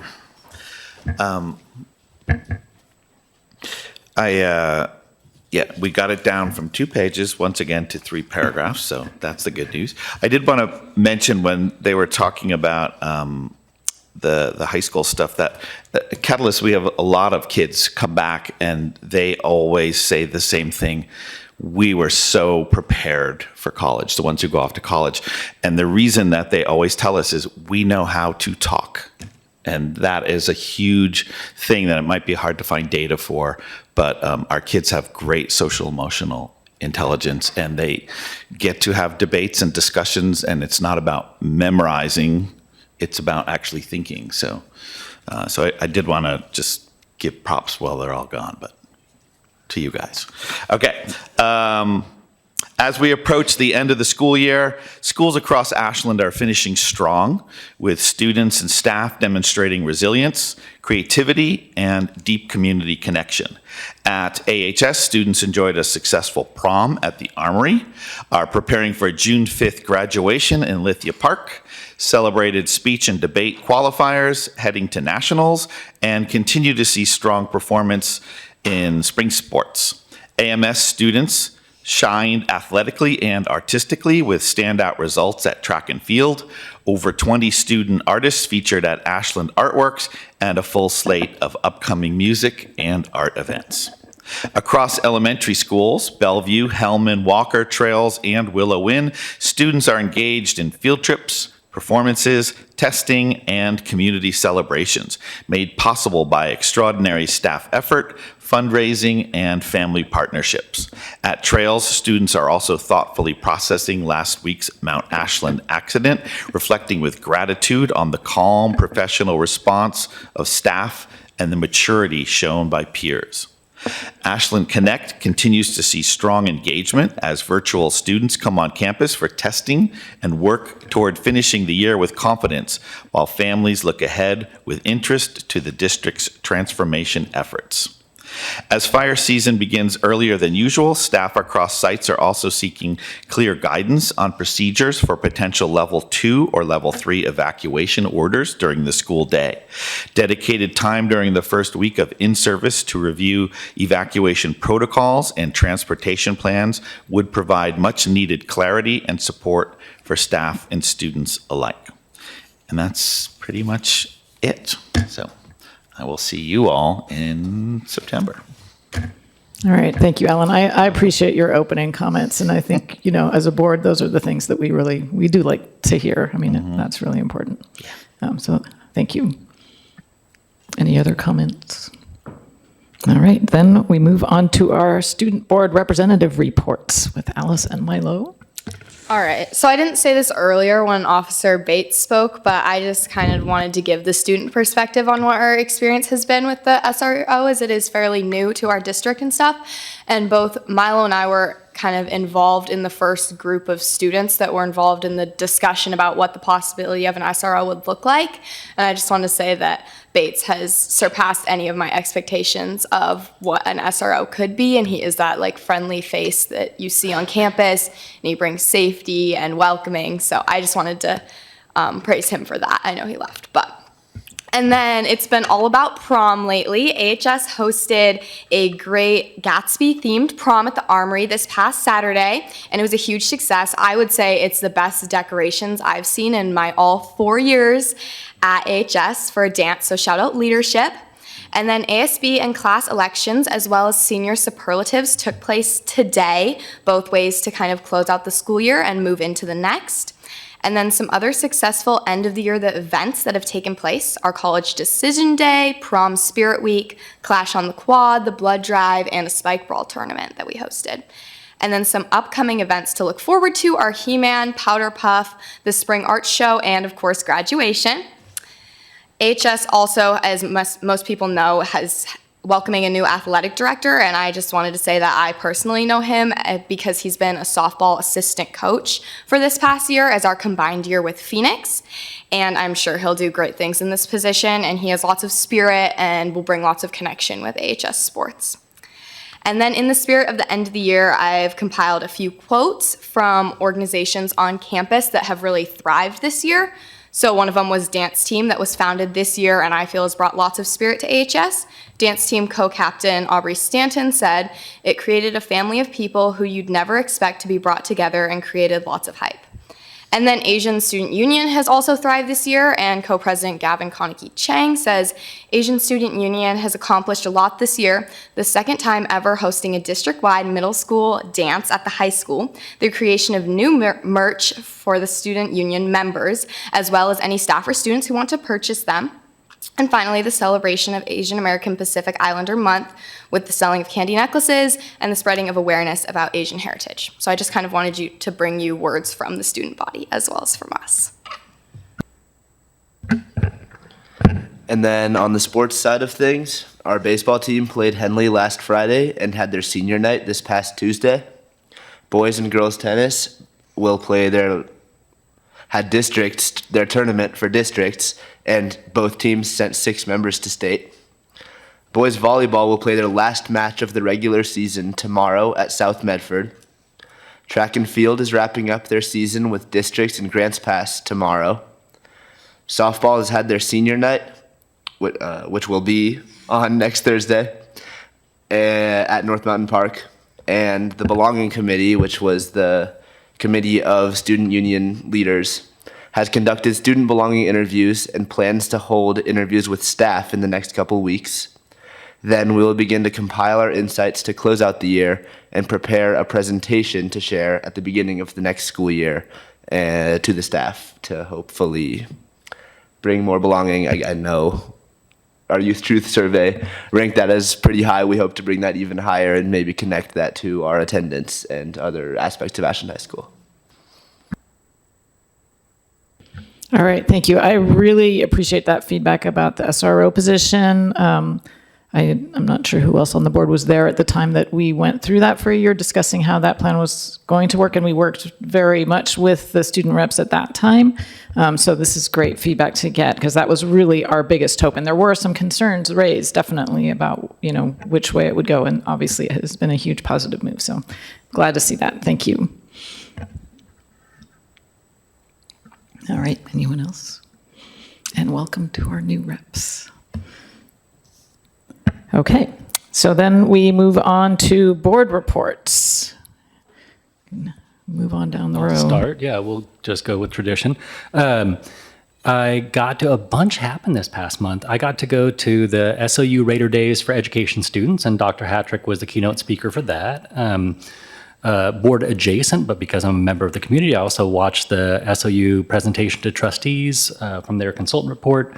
Ashland Schools Foundation had their midway through April donor drive or fund drive donor party, and we had our board meeting a week or two ago.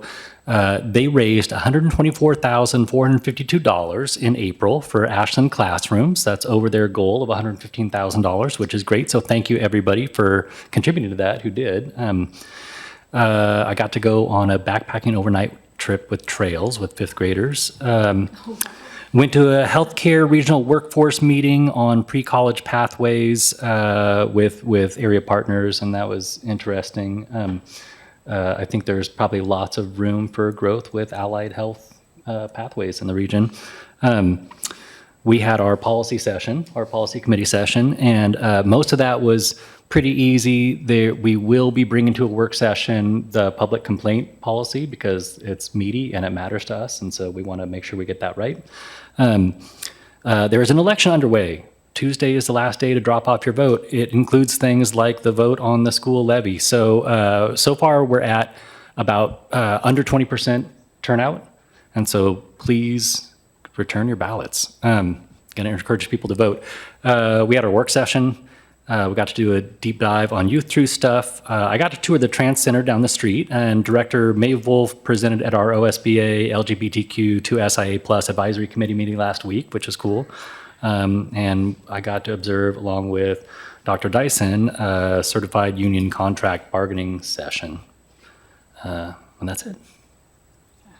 You were busy. Okay, it was quiet. It was a quiet month for me, April was. I attended the school board work session. On May 5th, I attended the online meeting of OEBB. That's the Oregon Educators Benefit Board regarding insurance, state insurance. On May 11, first policy work group with Dan, and on May 12th, OSBA presentation on the new policy. It was presented online. Yep. All right, so let's see. I guess I'll go next. I was in on the bargaining session with Dan and then another prep meeting with Dr. Hattrick and our administration. And I just want to say, I want to give some props to Superintendent Hattrick. It just had a much more positive tone, both of those meetings, I think, than I have seen in the past. So it feels good, which is great.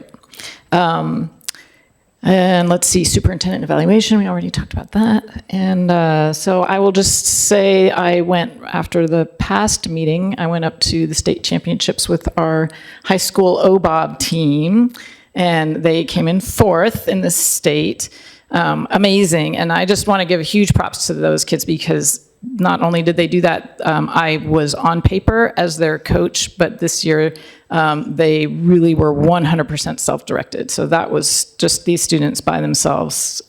They were all very experienced, knew what to do, and they were just amazing. So continued success for those kids. And they want to be back next year, so that's good. And that's it for me.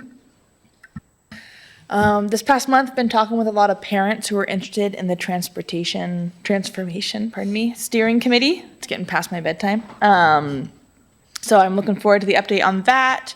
Once again, please get your votes in. And then I was lucky enough, my husband and I had date night the night of prom, and it was really fun to see all the students that were out and about around town looking really good. I never remember dressing as well as they all did Saturday night. Board specific, other than everything that you so thoroughly listed, Dan, thank you. Finalized the discussion with Dr. Hattrick, with Chair Dyson, and had a good evening also talking about the future of the district a little bit there. So it was inspirational as well as getting business done.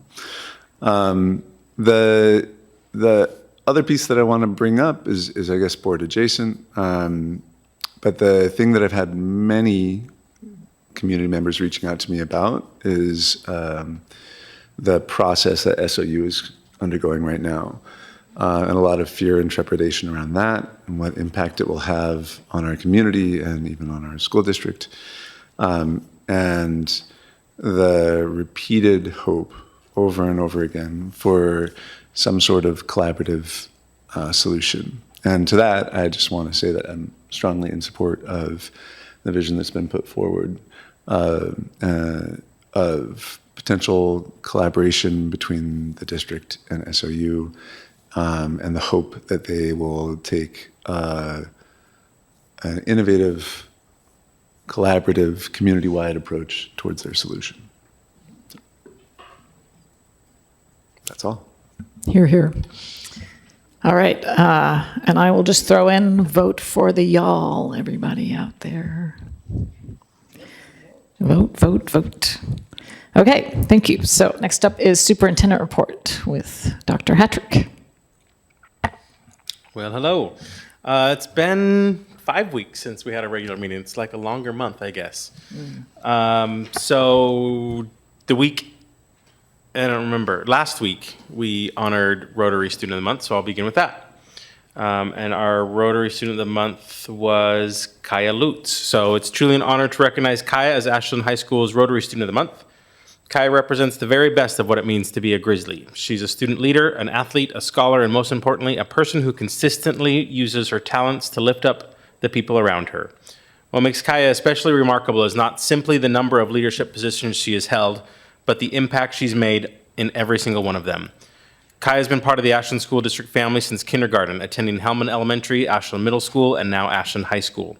During her time at AHS, she has immersed herself in service and leadership, serving as Key Club President, DECA President, a member of Interact, Class President, and an alternate Student Board Representative. As DECA President, Kaya helped significantly expand membership and student participation, creating opportunities for more students to feel connected and involved. She also manages the student store, helping raise funds that directly support the DECA program. In addition, many of our students know Kaya as the person behind GrizDen, our ASB social media platform that helps promote school events, celebrate students, and strengthen school spirit across campus. And somehow, on top of all of that, she has also excelled as a student athlete. Kaya serves as captain of the girls' soccer team and even organized the youth soccer camp for her senior project, giving back to the very program that helped shape her own experience. That commitment to service and mentorship speaks volumes about her character. This fall, Kaya will attend Vanderbilt University, where she will study human and organizational development in Vanderbilt's Peabody College. Knowing Kaya, there's no doubt she will continue to lead, inspire, and make a meaningful difference in the lives of others.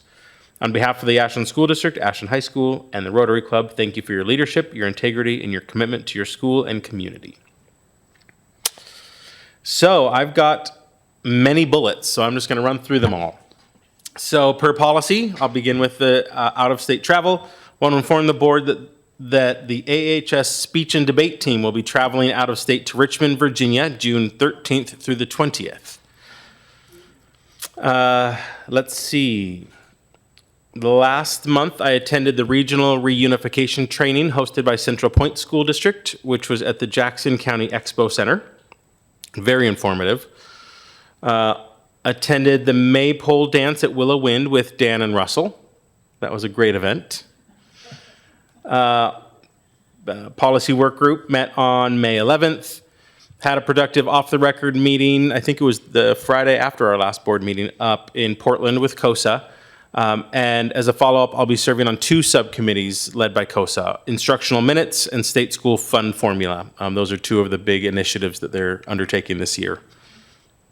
Attended the SOU Board of Trustees meeting last Friday, and we will continue to offer our support and partnership in any way possible. And I did submit a public comment for that meeting. Ashland Reads was a huge success. Huge thanks to Rotary and everything that they do to make that continue to be a huge success. Also attended Kiwanis and their Student of the Month presentation last month. The Ashland Schools Foundation donor event, that feels like months ago, but that was just last month. And then a huge thanks to everybody who volunteered for all of the phone banks that was the week after, which also feels like months ago, but apparently that was just a couple weeks ago. Guanajuato Night was just this past weekend, where 2 of our students were recognized as the Ashland representatives. This is the first year, I think, maybe in history, that we also have a male representative. So that will be really exciting. I think an official announcement is going to be going out soon, so I'm not going to spoil it, but that was great. I also want to update the board on the incident that occurred during a Trails field trip 2 weeks ago. Just briefly, the 2 students and staff member are out of the hospital and recovering.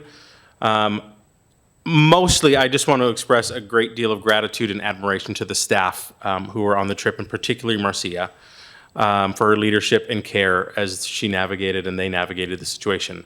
I've heard the term hero used over and over and over. So just truly, I don't assume they're watching, but I will find ways to express that publicly in another format. But truly miraculous recoveries, and the work of the staff was incredible. So really proud of everything that happened. Going forward, we're going to continue bargaining with both OSEA and AEA. We've got our retiree and probationary graduation celebration on Tuesday of next week. You're all invited. Hopefully you received that invitation. Budget committee next Wednesday. Promotion ceremonies begin any minute, and graduation before you know it. What a fast year. And then a huge debt of gratitude to our student representatives, Alice and Milo. Thank you for everything you've done this year. It's been amazing. I know that it's formally your last meeting, but I mean, a tradition happened last year that students showed up after graduation. So you're welcome to, but you don't have to. But truly, thank you for everything you've done this year. It's been great. Yeah. I'm not even nearly done. I thought I was. Sorry. I'm going to keep going. Transformation update. I guess I would be in trouble if I did not continue. So currently we're in phase 3, and that is from May to June. The pieces in phase 3 are community survey, which that will be the task, one of the first main tasks of the Transformation Steering Committee to develop that. Staff engagement, ideally now we've got, I don't know how many days left of school, so whether that can happen in person or not, we'll see. But we're also we completed phase 2, which was also a staff survey. Currently, we have 38 responses that have been received. That's about 10%. So I'm going to keep doing a push. The survey's open until the 18th of May, so that may need to replace the in-person engagement with staff. So we'll just kind of keep an eye on that. Back to phase 3, ongoing data collection. So not only is that the community survey, the staff survey, but then the other piece to phase 2, which was completed, is the Transformation Steering Committee application. So I want to pass this, if you'll take one and pass it down, and Holly's going to put something up on the screen for those watching. That was the hint. We received 54 applications in the Transformation Steering Committee. We accepted 23 of the applications. And we also had to extend invitations and appointees. So to get full representation, we had to go beyond just the accepting applications. So community, if you remember, didn't have an application process. Those were appointees. And then had to do some requests for a couple staff positions to get full representation across the board. So that's what I mean when there were additional invitations beyond just accepted applications. So total makeup of the committee is 38 plus 2 honorary members.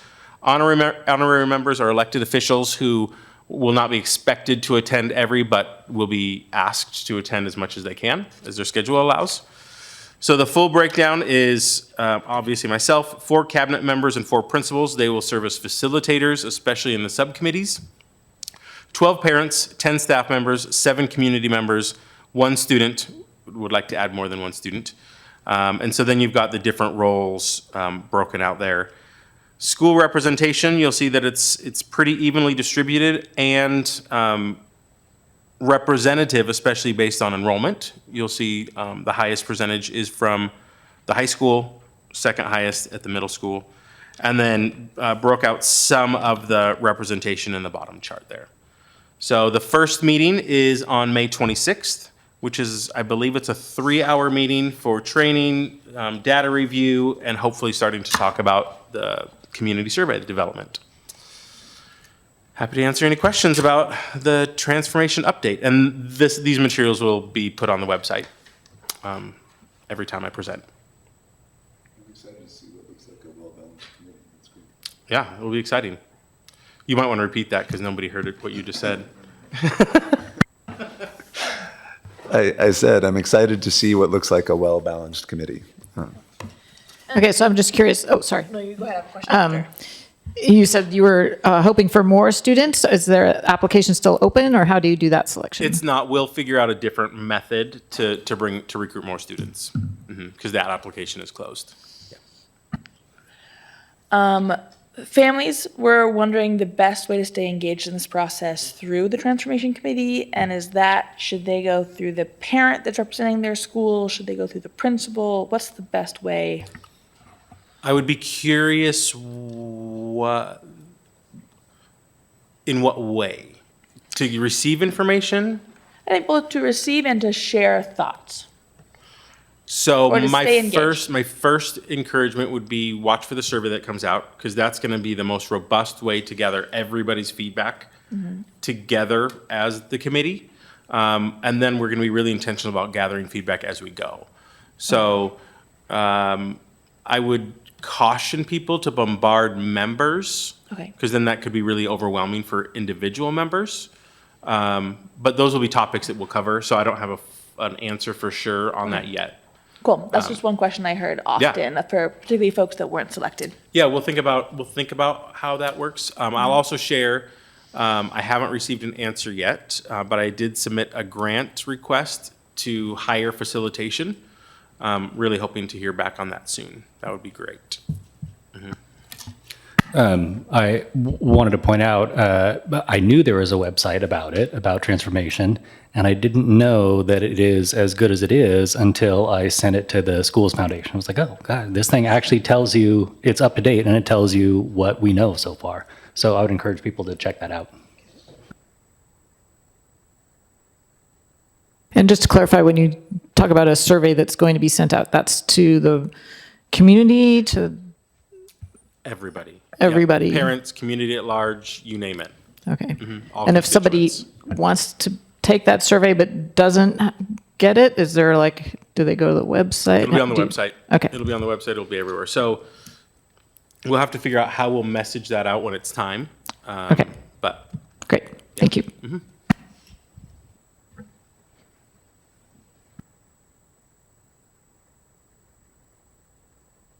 All right, thank you.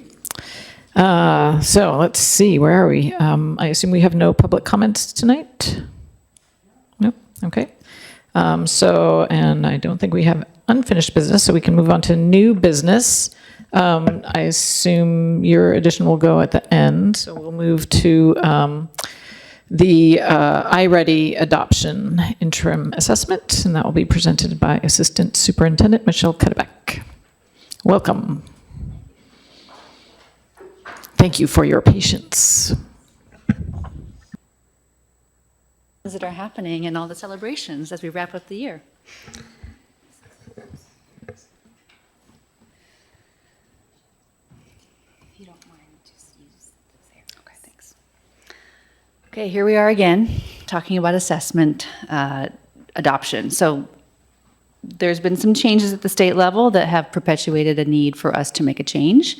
And so I'm sitting before you tonight to give you the rationale for why we are proposing going back to iReady, answer any questions you have about that, and that's about it. So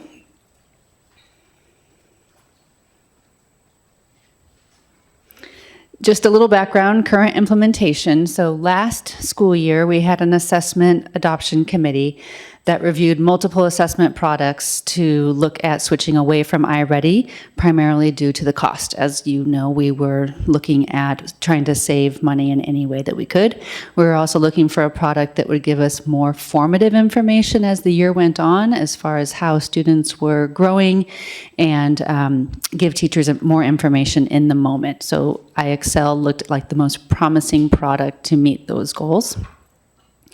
We looked at two that were on the approved state list, which I'll get into in just a moment. And then we asked the board to adopt IXL last spring for all students K through 10 for both reading and math, and then we've been implementing that this year. So what we had happen over the course of the last year is that the state passed Senate Bill 141, which is also known as the Accountability Bill. And it's multifaceted, and one piece is interim assessments that will be administered across all school districts. That's an expectation from the state. Ashland School District has been implementing interim assessments for many, many years to track data and student growth. And so now the state is saying everyone must do that. They have approved 4 measures that all districts must choose between, and IXL was not on that approved measure list. So the choices are iReady, STAR, MAP, and Smarter Balanced interim assessments. Smarter Balanced interim assessments does not go below grade 3, and we would like a consistent measure that we can track data from our kids K through 10 as they move through the schools.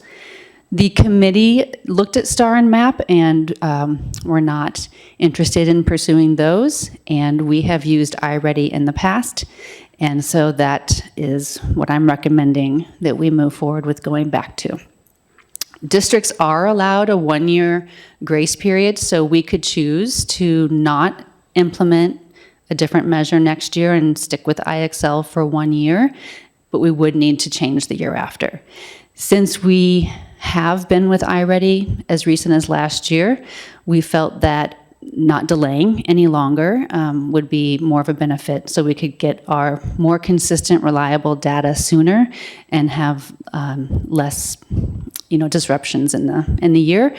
The other bonus to that is that we are 1 more year less 1 year less removed from our most recent implementation, which means potentially less of a transition for staff and less onboarding and PD needed to make the change. So those were all factors that we were considering. The state will reimburse the districts for some costs. However, that's yet to be shared, and we don't know exactly how much that will be. But there will be some money that comes along with it, which is new, not a completely unfunded mandate. Progress. So, right, we'll see. What the state has done is, well, ESDs, there's 4 ESDs across the state who've been in charge of looking at consortium pricing. So with, pooling with districts who are also interested in going to the similar measures, we can negotiate a better rate. Previously, we were paying, I think, close to between $12 and $14 per student for iReady. And so the consortium rate is $660 per student per subject. The requirement is to adopt K-8. We are recommending to continue with K-10, as you can see, high school, to have some type of measures to track student growth in those first 2 years is critical in making sure that we are giving timely interventions and filling the gaps as needed. So we are recommending to push that and go K-10, which would be approximately 2,000 licenses. We also purchase a few licenses for students in grades 11 and 12 who have individual plans that might need some progress monitoring. So we have a handful for 11th and 12th graders as well. So that will be approximately $26,000 per year for the assessment only. That's the recommendation. iReady does have its learning path that we have used in the past. And at this point, we are just looking at adopting for the assessments. And we have a 3-year contract with IXL that we cannot get out of. And so teachers will still have access to IXL learning paths. There is a way that we can upload our iReady data to IXL. It will pinpoint kids and make a learning path based on the iReady data. So that's something that we're already looking into. There will be a minimum professional development purchase that's required as part of the iReady quote. I'm not exactly sure what that is. I'm still working with the rep. They did, the consortium mentioned a figure around $600 per school, perhaps, but that's not final yet. So that's the decision point. That's my recommendation I'm bringing forward, is that we do return to iReady beginning in the fall for the assessments only. The points I already talked about of why we're recommending that. So that's what I'm putting before you this evening. Happy to answer any questions.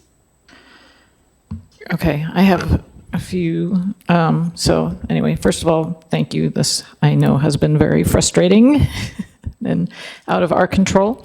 So when you talk about that 660 figure, does that bring it closer to what IXL would cost? You started by saying we switched to IXL because it was less expensive. Our contract with IXL is around $39,000 per year. Okay, so for both measures. So this is a right. savings once we can, extinguish that IXL contract. Right.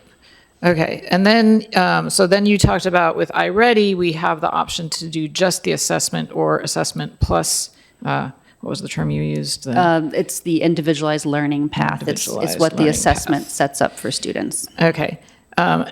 Where that was built into IXL, essentially, correct, as I understand it? Both platforms offer that. Okay. Yes. So is there an option, or would it even be worth looking at if we have the assessment part from iReady to maintain that individualized learning piece from IXL, or does that not make any sense? That's what we're planning to do. Okay. Yeah. So moving forward, we could do, beyond that 3 years. Beyond that contract, we could continue with that if teachers and that. students are showing that that's still valuable. Okay, great. Thank you. Question. There seems to be a growing movement of frustration towards iReady, especially in that learning pathway. Given that the district used iReady in the past, we're using IXL now, are you hearing feedback that IXL learning pathway is stronger than iReady's?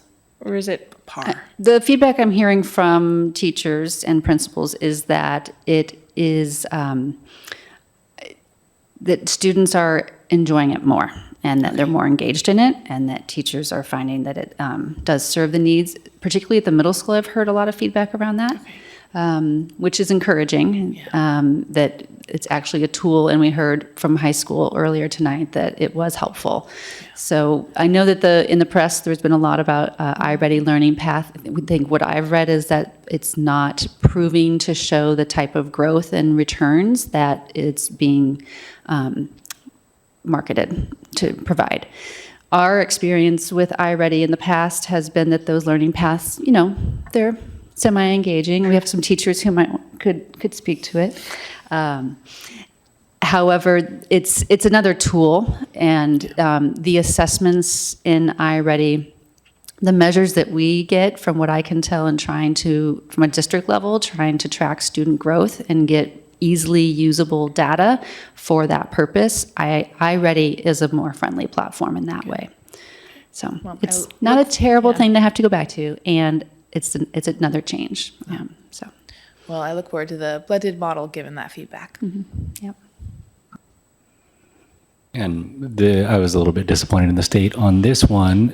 Dr. Hattrick, is there going to be continued advocacy from districts and district administration on kind of addressing some of the stuff from SB 141? Absolutely. And one of the focus areas is getting educators as part of the decision. COSA is continuing to push and hopefully lead some of those efforts. Mm-hmm.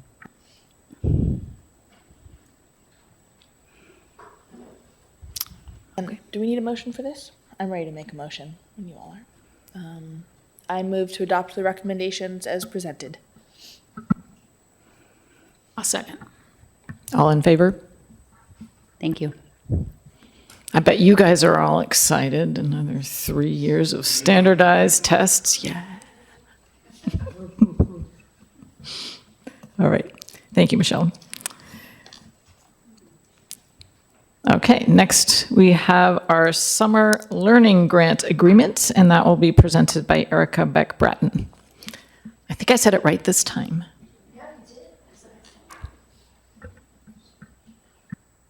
And just for context, so Erica's going to give you an overview of what the summer program looks like. I don't know if you're speaking, are you speaking much about the grant agreement itself? I was just going to start by saying that we were presenting the grant. I'll just have you go ahead. Here you go. I started off. Go ahead. Is this on? It will be.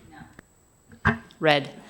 Okay, well, good evening. I'm here with the great news that Ashland School District received $350,000 for summer learning. For the next 3 years. So we are here seeking approval for the grant agreement that we received just a couple weeks ago. And also to give you an overview of what the Summer Learning Grant is about. So it is a very, I'm going to use the word robust program that ODE is looking for. And we're looking to serve approximately 350 students. And it is literacy focused. So we will be prioritizing students that are below grade level in their literacy skills. However, we will also provide instruction in mathematics and science, and in general looking for an integrated approach. So there's quite a lot. So I'm just going to go down my list, okay? So we're looking at serving pre-K, so incoming kindergartners with a Jump Start program. We'll be serving first grade through fifth graders at an elementary site, as well as having a middle school program. And then we will be offering credit recovery for high school, as well as a literacy-connected writing and math program. Part of this program also is around community partnerships and family engagement. So those pieces will be intertwined into the programming. The programming will be about 3 weeks for kinder through grade 12. The credit recovery and Jumpstart is about a half day with some opportunities for enrichment, but the other programming is a minimum of 80 hours. So there's a lot of stress on consistent attendance, and that will be our goal, is to keep kids engaged and wanting to come to some summer school. So some other things, the partnerships that we have this year are Science Works and YMCA. So we're working with them to provide just opportunities. We've got some ideas about how to incorporate Camp DeVore and also lifeguard training, some career-connected type of programs for our high school students. And the exciting thing is all this will evolve. So it's the first year, and there's opportunity to increase partnerships and really tailor the program to what our students want and what our students need. So for this first year, we'll be gathering that data, giving it all we got to make it fun and engaging and get those kids in our summer program, and then have a sustainable offering, hopefully for a long time in the future. Any questions? I just want to know, when is it going to happen? Is it July? Is it awesome. August? Where does it happen? August. So we're looking at August 3rd, I think, through the 21st. Yeah, and the Jumpstart program is 2 weeks, August 10th through 21st, something like that. So it's all in August to give us enough time to plan accordingly. Does this include transportation and Yes. breakfast lunch? Yeah, excellent. Yeah, nutrition services throughout the summer, and then, transportation. We'll also be ensuring that we have a nurse available. All of it is wrapped in some administrative support. And anything else? We're all distracted by the baby in the background. Is there a baby? I don't blame you. Sorry. I'm like, why are they looking why are they through all me? waving at me? Did I disappear? Okay, so that sounds like all's good. Yeah, this is amazing. I love that it's 3 years. It's great. Yeah, Yeah. it's pretty exciting. So for the board, what we're looking for is essentially just acknowledgement of receipt. This is a boilerplate contract, and then I would be signing as authorized representative. So just acknowledgement of receipt of it because it's such a large amount for 3 years. So acknowledged. Gratefully. Thank you.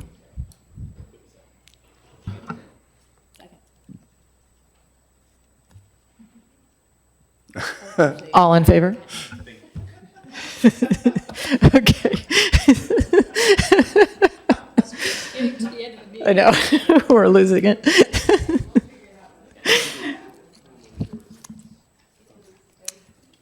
Okay, and look, and Kimberly is here just because she wants to see your big presentation.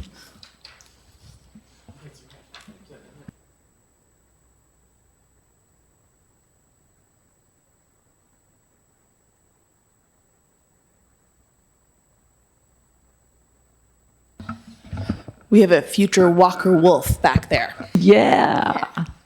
All right, good evening, board. I am before you all actually with my City of Ashland hat on tonight. Because of this, I am going to be present as a staff member for the City of Ashland, and I'm stepping down from the dais, and I will not be taking a vote on this motion, just to keep the lines clear. But the City of Ashland, along with our Regional Economic Development Organization, so READY, is applying for the Opportunity Zone 2.0 program for a census tract here in Ashland. The Opportunity Zone program is a federal tax incentive program that helps attract private dollars, both locally and nationally, to on-the-ground projects here in Ashland.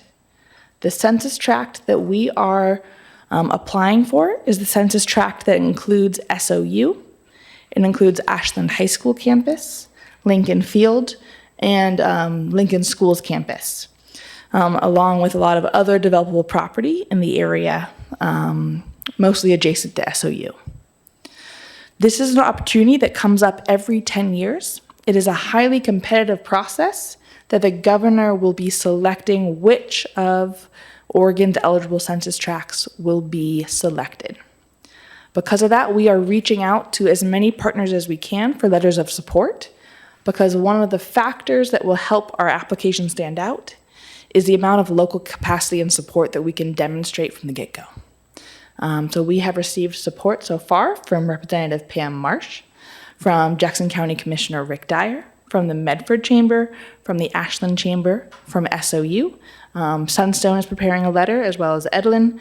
And I forget their names, but the Builders Association, and many others who we have reached out to have all submitted letters of support. And my ask tonight, if you all as a board can authorize the chair and superintendent to submit a letter on the district's behalf. Any questions?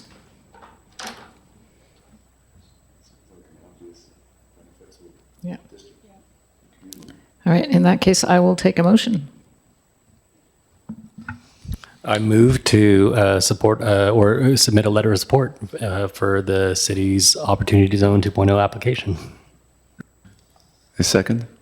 All in favor? Okay, so you got 4. All right, thank you, Jordan. And I believe that was the last thing on our agenda, if I am not mistaken. So that brings me to announcements and appointments. Right, the Budget Committee will hold its first meeting on Wednesday, May 20th, 2026 at 6:30 p.m. in the district office. The Budget Committee has a second meeting scheduled on Wednesday, May 27th at 6:30. The board will hold a work session Thursday, May 28th at 6:30 in the district office. The board will hold a budget hearing on Thursday, June 11th, 2026 at 6:30. That is here in City Council chambers. And the next regular session meeting will be held Thursday, the same day, June 11th, 2026, immediately following the budget hearing in the City Council chamber. All right, everybody get all that? All right. With that, this meeting is adjourned. Thank you, everybody.